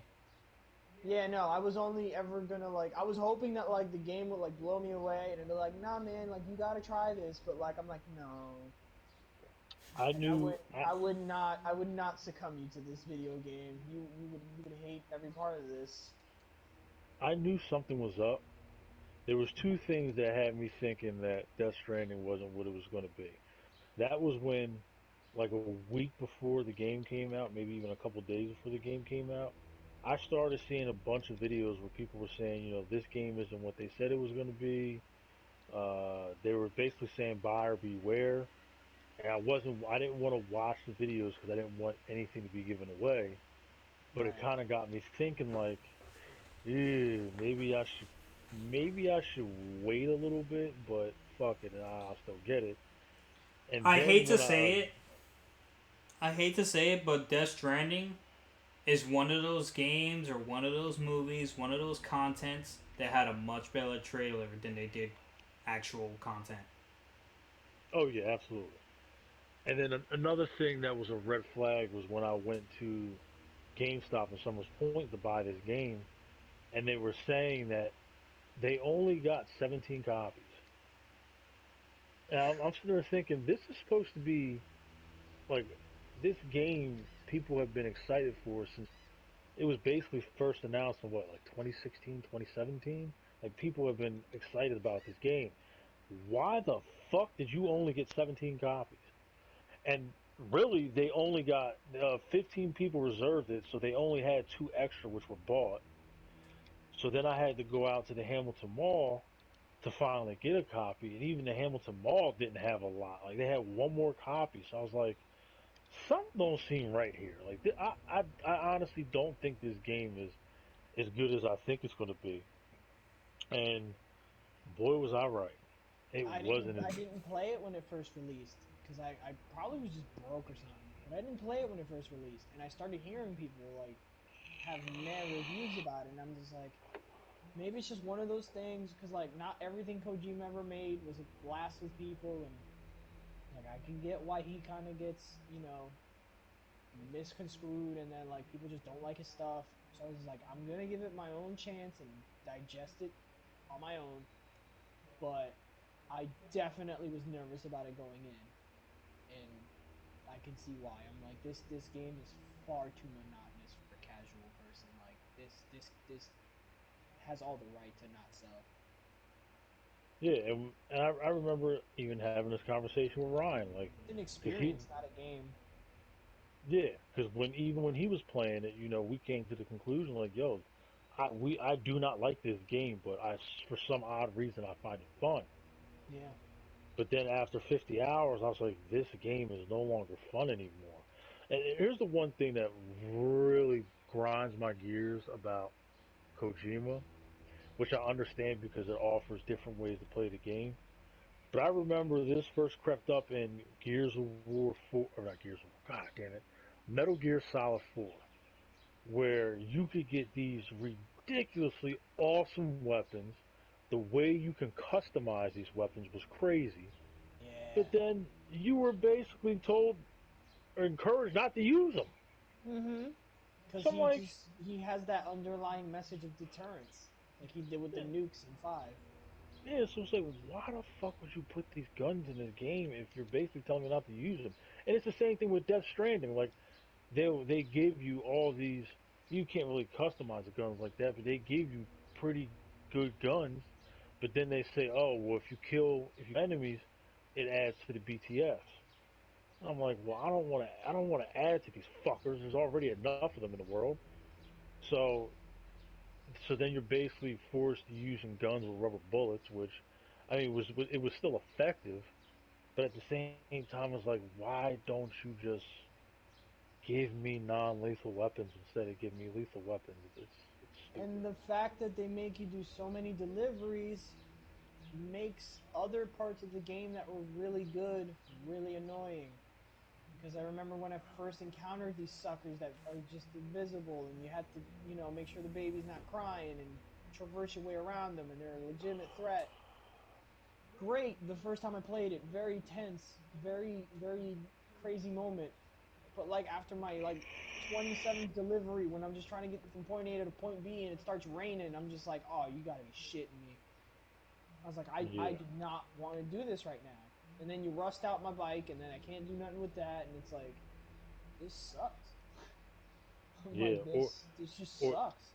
and then at one point they gave you the option where you could rest to make time pass, Mm-hmm. and there was always one part of the map where no matter what you did, and no matter how long you waited, it would not stop raining, Mm-hmm. and it was infuriating. Like I always had a hard time trying to get past that part. And I'm just like, why won't it stop raining over here? Like I don't fucking understand it. And then something dumb would happen where these fucking bastards would figure out where I'm at. They would destroy my packages because they would they do that thing that pops out the ground and try to grab you, or you get stuck in like whatever mud shit they got you caught in. Yep. Just like, man, this sucks. Like, it was. Half of my Ugh. inventory, like literally one of my pant legs and like part of my backpack was always those stupid anti-rust sprays. Yep, anti-rust sprays, um, the different exoskeletons you could have, Yeah. I like and and weapons. Like, yeah. Otherwise I'm like, screw it. I just don't want to lose these freaking packages. yeah, And that then you that and game. then you get there and all they go is, "Oh, thanks." Yeah, it was. And then what really pissed me off was I didn't realize that upgrading, like getting better weapons and better boots and exoskeletons and stuff was tied to the deliveries. I didn't realize that at first. I thought maybe if you did like main story missions that stuff would upgrade it, but nope. You had to do side deliveries in order to upgrade that stuff. So I was like, man, screw this. I mean, I wound up doing a lot of them, probably anywhere from 70 to 100 different deliveries. But I was like, man, I can't take this anymore. I couldn't do it. My wife sat here with me while I beat the end of the game, and I was going insane because it was taking so long. We just vented about all of our strife with this game. I That's how define painful. we all. Well, you didn't It play it, was so you have nothing to say, of course. But you know, it was a very painful, monotonous experience. it Like was. I told myself that I would go back and try to platinum the game. I have no desire whatsoever. Knowing I, Kojima, those freaking trophies are ridiculous. the trophies are actually pretty easy. The one thing that really pissed me off that I couldn't figure out is one of the trophies was you had to get into a hot spring, and for some reason they didn't give you like a prompt to get in the hot spring, so I never figured out how to get in there. Mm. I never figured it out, and that was one of the trophies. Oh, take your go into your hot spring for the first time, but there was a hot. I forgot where it was, but there was a hot spring that was in a snowy area outside of one of the delivery posts, and I did everything I could to try to get in there, and then it would not let me go in there. So I was like, screw this shit. I'm done with it. Yeah, Metal Gear 4 had a trophy that you had to sit in a barrel for like 8 hours. That is insane. Yeah, like legit. That's what I'm saying. Like Kojima can be the biggest dickhead. It, It's it just like, I almost feel like he's trying too hard. yeah, I'm like, why do I want to sit in a freaking barrel for like 8 hours? Like, what's wrong with you? Why Yeah, not? Yeah, it's like, almost it's almost like Kojima thinks he's the smartest person in the room. at Like, that point in my life, I was in like maybe like what was this year? Like 2000, what was it? Like 2008, 2009? I was in like 8th grade, freshman year of high school. Like, I don't pay my light bill. You think I'm gonna leave the PS3 on Did for you just eight call hours? eighth grade the freshman year of high school? I said I was in 8th grade or freshman year of high school. Why didn't you just say ninth grade? I don't know, because I just associate high school with freshman, sophomore, junior, and senior. Hmm. I never, that's yeah. But, yeah, I didn't pay the light. You know, my stepdad would have chapped my hide if I left the damn TV on unattended for more than like 20 minutes. You think I'm gonna leave it on for like 8 hours and sit in the barrel? yeah. I said like I was saying. I think Hideo Kojima, no matter what room he's in, he feels like he is the smartest guy in the room.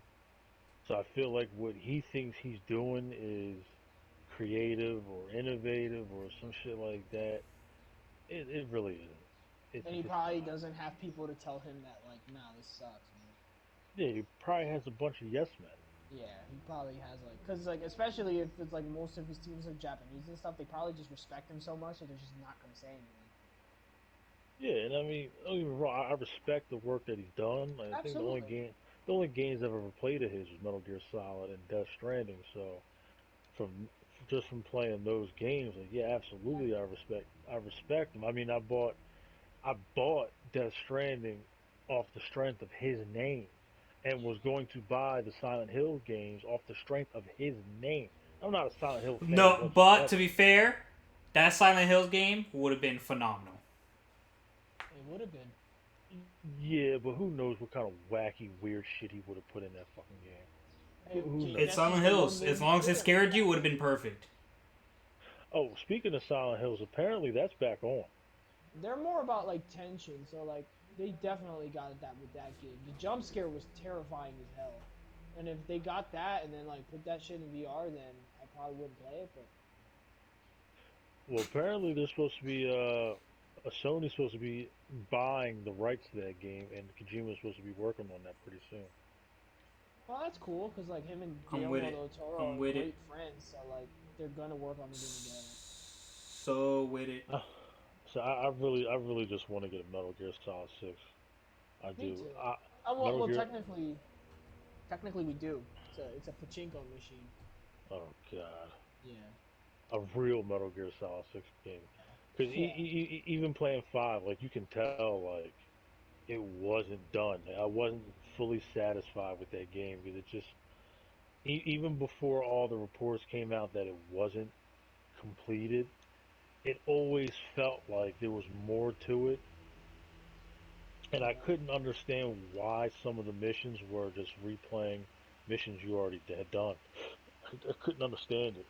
I couldn't understand why you were paying what is it? The hell is his name? Kiefer Sutherland. You're paying him all this damn money, and he only has like 4 lines in the entire game. Yeah, why would you do? I feel like, and I don't want to put the blame all on Konami because Hideo Kojima has a lot to do with it too. I don't understand why they disrespect David Hayter the way they do. Yeah. Like Dude always put his heart and soul in all of it. they just trash this guy. First of all, why he wouldn't be in? I don't think he's involved in the Metal Gear Solid movie. Why he's not involved, I have no idea. Why you wouldn't bring him back from Metal Gear Solid 5, I have no fucking idea. I'm sorry, but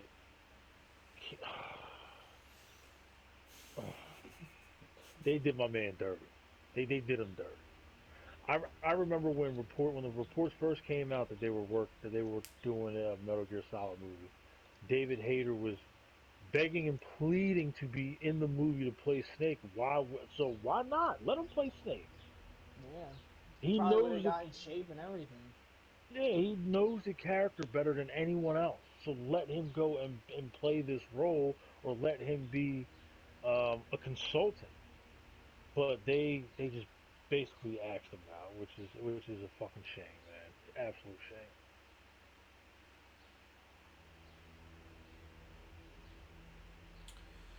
Well, okay. Um. Anything else, guys? Anything else? Actually, yeah, I do have one other thing, and I've talked to you about this.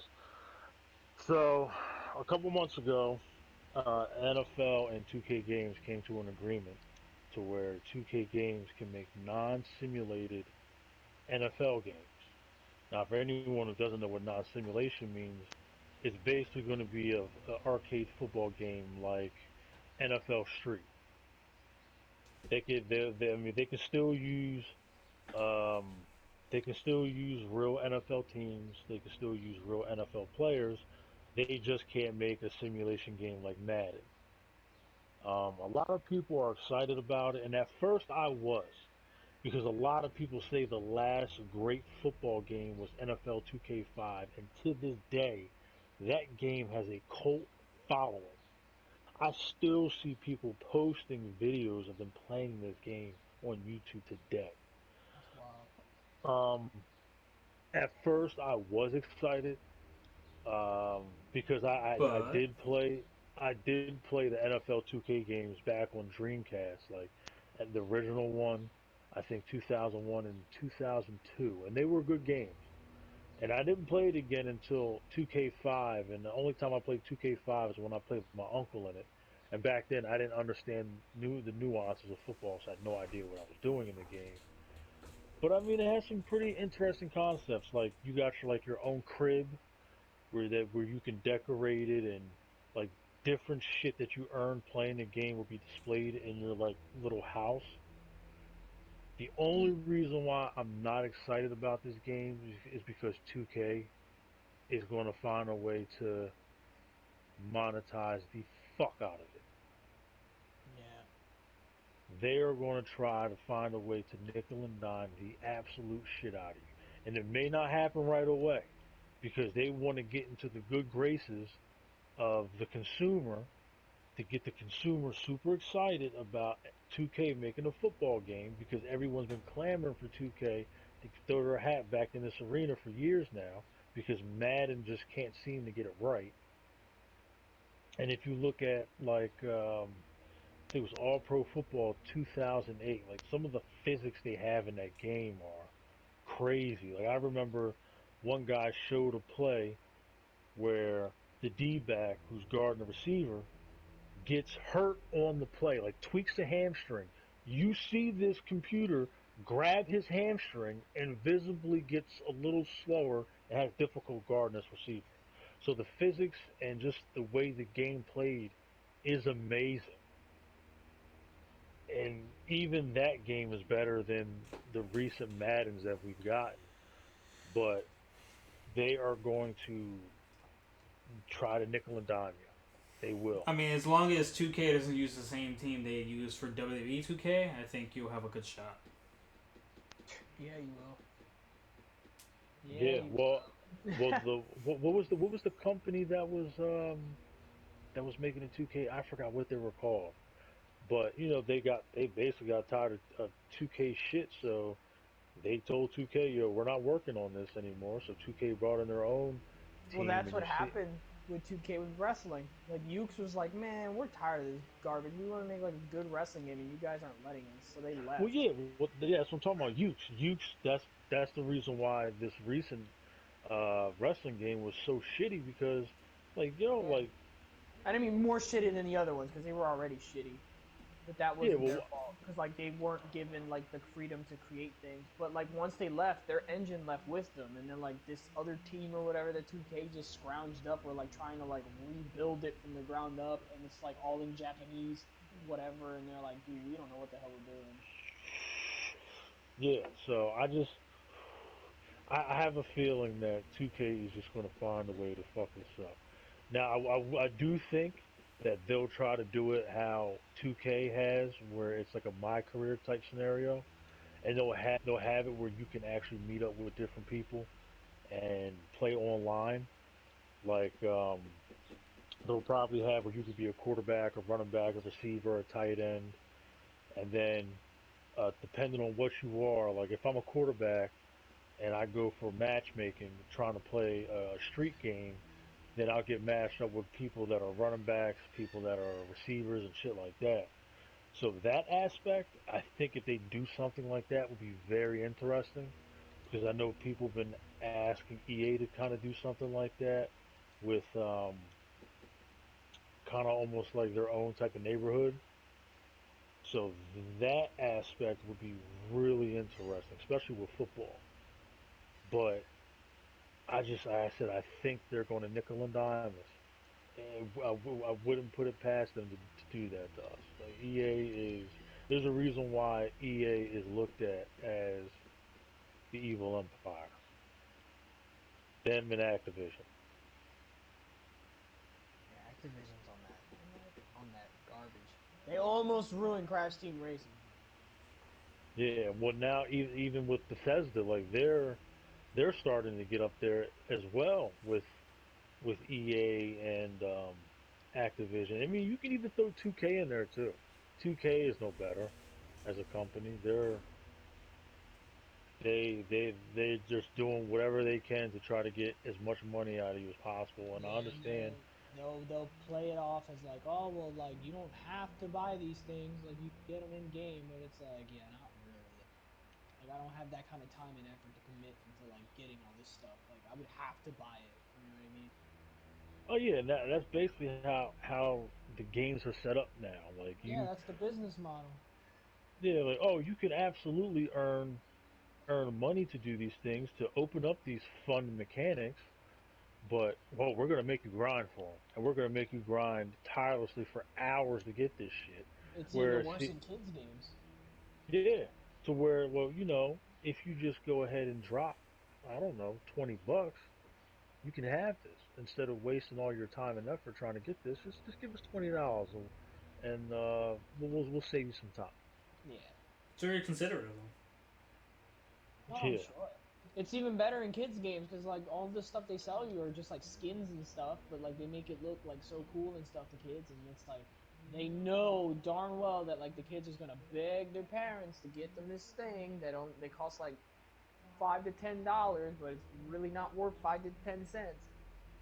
Oh And they're yeah, yeah. I can't tell you how much money my wife has spent buying my son shit in this game he plays Roblox. Oh yeah, She's for sure. she spends so much money, and I keep trying to tell him, Anthony, you don't need this stuff.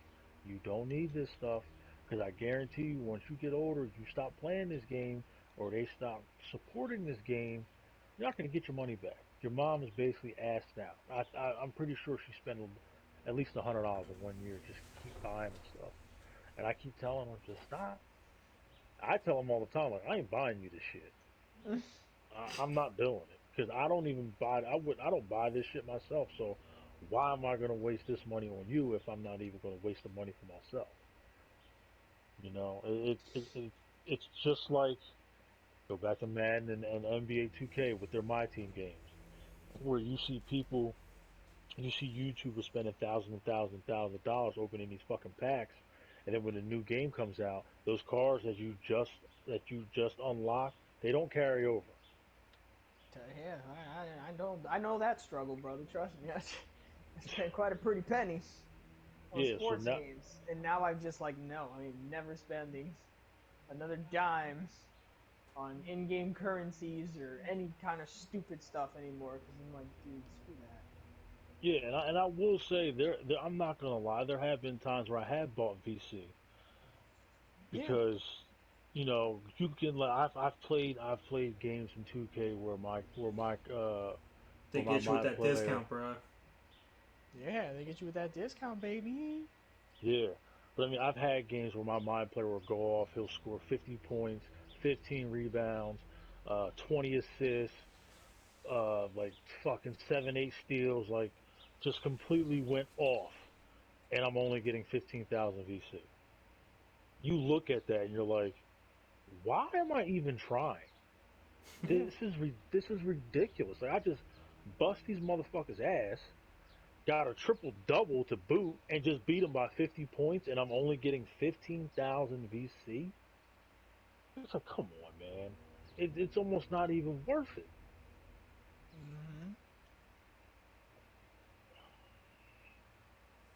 that's exactly the business model we working with nowadays. Stretch a Yeah, $60 game into like a $500 investment. yeah. Or another practice, which is obviously we've been seeing for years now, is back in the day when we were coming up, you bought a game, you got the whole game and Hmm. everything it had to offer. Nowadays, you buy a game, they cut shit out, and they're gonna basically charge you all this money to get certain aspects of the game that should have already been included. And And I, sometimes the stuff's already on the disc. They just didn't have it unlocked when the game first came out. yep, it's They'll behind the still, paywall. yeah, it's behind the paywall. They're like, yeah, no, it totally new DLC expansion. It was like, no, we data mined your game, dude. It's like on the disc. Like, Yeah, it's and and I can use the first division as an example. When the first division came out, playing through the story was absolutely fun. And then once you were done, they expected you to go into the Dark Zone, which the Dark Zone was fun too. The Dark Zone in the first division was absolutely fun. It was never a dull moment. I loved being in the Dark Zone in the first division. But then they started releasing shit like the Underground, which was DLC, and there was literally only four different mission variations, but there were different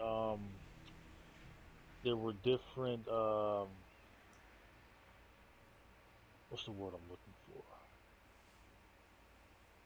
There were different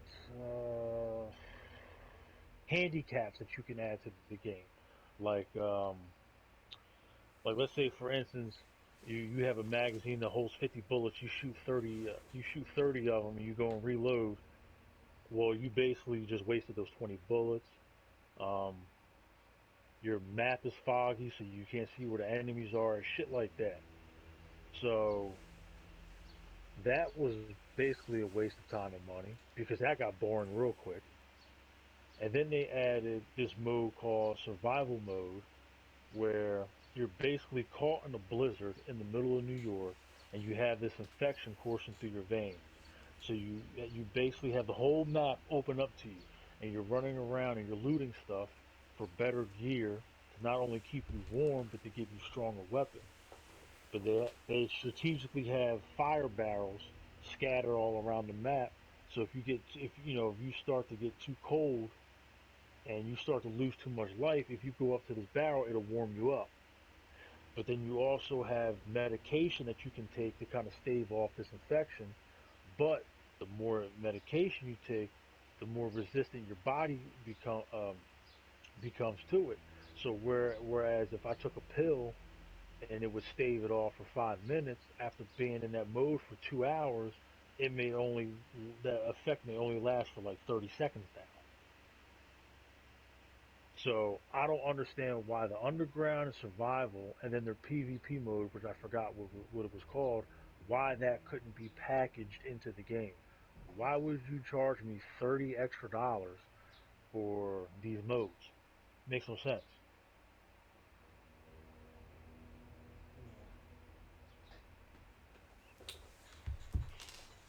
Yeah. All right. Well, anyone else? Anything else? You tell us, big dog. Well, I'm asking you guys because it seems like we've wrapped up topics and we're about to call it. Let's call it. Uh, anyone want to talk about any movies or anything like that? Nah, this was a game specific episode. We can save movies for another day. Oh, my bad, my bad, my bad. Fuck you too, nigga. Shit. Whatever, nigga. Yo, Head of Tone on Facebook. That's Big Tone Son on Facebook, It Twitter, definitely is a big Instagram, film star on all of it. Facebook. Oh, we're gonna do the song thing, bro. Oh yeah, you guys come up with any? Yeah, I Yeah, got one. I got one. All right, want me to go first? yeah, go ahead. Go ahead. Okay. The song that I recommend this week is a song by the Foreign Exchange called it's called Happiness. Yeah, I believe it's either Happy or Happiness, it's one of the two. But the Foreign Exchange is a group, basically an underground group. I believe the lead singer's name is Fonte. He's from a rap hip hop group called Little Brother from the Carolinas. And then the other guy who mainly does the beats and stuff, where the fuck is he from? He's from Europe somewhere. I forgot where he's from in Europe. But I mean, the song "Happiness" is basically self-explanatory. I first came across this song years ago and fucking loved it. And actually, eventually went and bought the album. It's a really good album too. I forgot what the album is called, but it's a really good album and it's a really good mellow song. Okay, right. It's funny because I had one pick before we got into this. Because I was just like, okay, we're doing this thing. I'm gonna pick one song. But then we started talking about Death Stranding for like a good chunk of time. And the one thing I will give credit to that game was that there was some unique sound in that game. Like the songs and stuff he chose for that game are actually pretty pretty cool. And I would suggest that you should check out the album Zero by Low Roar that was on heavily featured on that soundtrack because it's Damn, my nigga mentioned a whole album.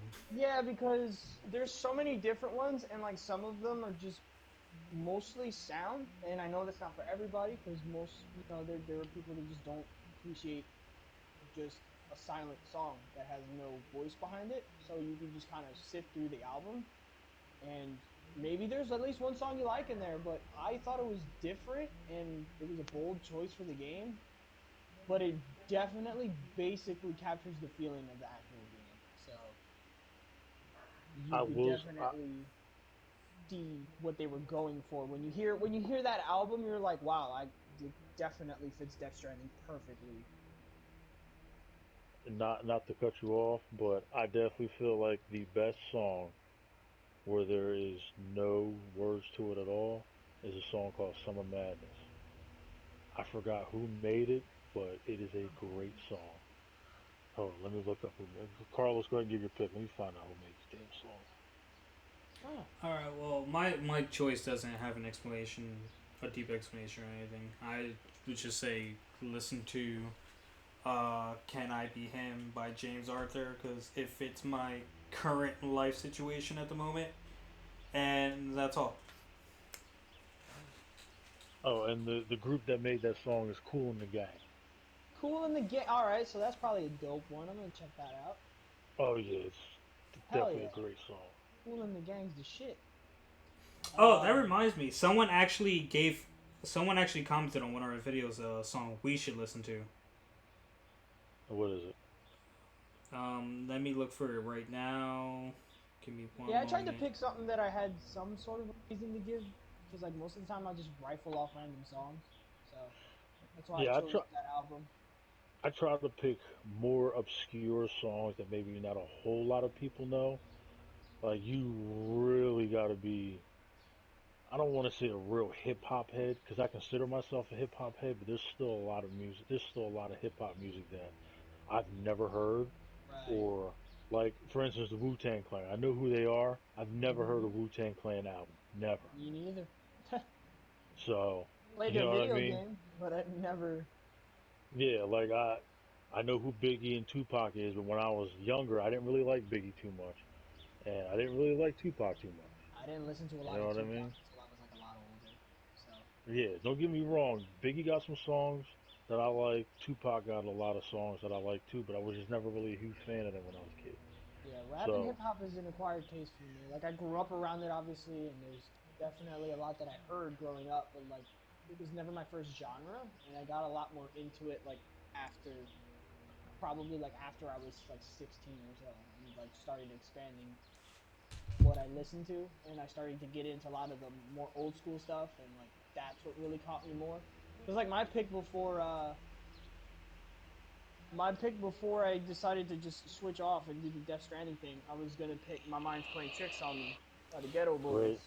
great song. Yeah, I love that song. You leave niggas alone for 2 minutes and they go into a whole nother topic. And Hey man, it be like that sometimes, man. it's funny because like when I first heard the song, I thought it was just a cool song and everything, and then it's like sometimes you end up relating to it to a certain extent, and I'm just like, wow, this song like it tells one hell of a story. Yeah, Well, I can't like find I the said, comment, and so I can't find the song. everyone. Like I said, I don't want to pick something that everybody fucking knows. What's the point of recommending a song if you're gonna pick a song that everybody knows? But even my mind playing tricks on me, even though everyone knows that song, there's still a lot of people that may be like, oh, I've never heard that song, or Yeah, damn, I and then haven't heard that. I heard that song after like becoming an adult, and I'm like, damn, this song hits, man. I was like, I like this. I was like, hell yeah. Yeah, Same thing with like a lot of like Slick Rick. Like I didn't know who the hell Slick Rick was growing up, and like people would like reference him and stuff. And like I didn't know who the hell he was, and then I started listening to his stuff, and I was just like, holy shit. I was like, I like this. Oh yeah, Slick Rick is one of the best storytellers. Yes, then I just love it when a song can tell me a story within me just enjoying the sound, but at the same time, there's a good story that's like encompassing all of it. And Slick Rick is definitely one of my favorites when it comes to that. Oh, you know what? You know what, Ray? Let me look at, cause I forgot what the damn song is called, but it's by Ice Cube off his first album. You want a good story song? Hold, let me pull it up. I don't remember what this shit is called. It is called uh, Gangsta's Fairy Tale by Ice Cube. You chopped a little bit. What fairy tale? A Gangsta's Fairy Tale by Ice Gangsta's Cube. It's fairy off his first album. That's a pretty good story. And actually, the story behind that song is I don't know if you've ever heard of this rapper. His name is Del the Funky Homo Sapien, right? tale. Okay. Oh my He's god. more of like an underground type dude, but he's actually cousins with Ice Cube. So Cube was trying to help him get into the music business. So what Cube did was, yo, you write this song, I can give you credit for this, and then you can at least make money off of this album that sells. So you'll have some money in your pocket and also help you jumpstart your career.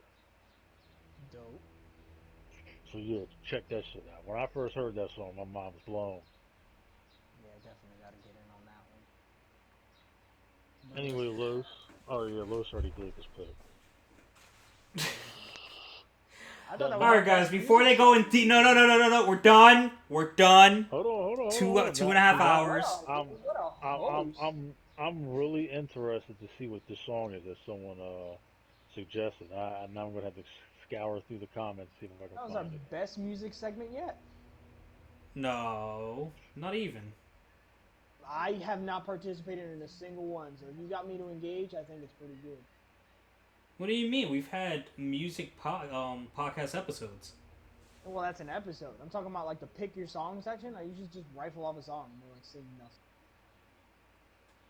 Yeah, we ended up saying like 40. Yeah, that's cool, man. Nah, man. It's supposed to just do one, and then if you have another one, you can do it next week. I told them they can pick one if they want, or if not, hey, listen to mine playing tricks on the Black Arrow Boys. That'd be nice too. Great song. Bro, I got like 100 other songs I can rifle off right now. Yeah, But No! I'm No! I'm gonna I'm gonna No! Damn it! such The point of a angst, gimmick if no one pays. such angst and aggression, dude. Yeah, listen to Milkbone, keep it real. Whoa, man. I'm gonna edit that out. You probably Listen to will. I'll edit that out. Sonic by JJ Fad. I'm just gonna edit this music segment out. Go on Don't go do go on go on Carlos Arroyo's Facebook page and listen to the bars he just dropped the other day. Or read I didn't the drop any he bars. dropped I the other wrote it. Yeah, there you go. There you go. day. Yeah. Read the bars he dropped the other day. Oh, word? Shit- I didn't see that. shit was fire. I'm not on Facebook. Yeah, you're not Do on you have it Facebook. written down somewhere? Show me that. Shit was hot. Yeah, Facebook, nigga. I don't have Facebook, dude. Just show it to me. Why That's you where I always so have it mean? written down. You didn't write it on a piece of paper. No, nigga. I got out the shower and that's what I was doing before we recorded. I was posting my picture on Facebook with some bars. If you could be so kind as to pull up your Facebook after we're done and show it to me. I don't know. Can we ever end this episode? Oh God, everything. You're the one going on a tangent right now. Nah, you said you was looking for the comments. You cut me off to look for comment. Oh no, I'm gonna do that my own time. I'm not doing that right now. Oh, alright then yeah, we'll talk about it next episode. Alright. Let me know if you like seriously, let me know if you find it. Yeah. I'm gonna find the song and listen to it, and if it's booty butt cheeks, I'm fucking going in on the person that suggested the damn song. too. we can commit a segment to just berating this person, whoever they are. Yeah, Yeah, I song think it's my better not- cousin, so yeah, let's do it. It'll be funny. Yeah, this song better not suck, bro. Yeah, dude, like please don't waste our time. Let me know if you find it. Like, you listen to it first and then tell me if I should listen to it. Well, number one, is it a hip hop song? Yeah, I believe so. Okay. Oh, If okay. it wasn't hip hop, I wouldn't listen to it. So I will give this a chance. Okay. Alright, cool. I Alright, will well. definitely give this a chance to and see what I think. Alright guys, well that's gonna do it for this episode of the BigSin podcast. No more words. This guy's If you Bill O'Reilly, enjoyed, like who? like Bill O'Reilly, the guy that just gets his guests on and he just curses them out every time they come on. It's like no. So I heard no. Tony. I heard Tony starting to say something like, no. Let's stop right there. Let's stop right there. Like, no, let's you're end wrong. this. Shut up. If you enjoyed, like, comment, subscribe. This is obviously gonna hit Spotify, and we might throw it on YouTube too, just to keep up the YouTube content. But guys, I hope you enjoyed. If there's any audio issue, I apologize. This is a temporary thing until this virus is over and done with, and we'll catch you all next week. See ya. Peace. See you guys.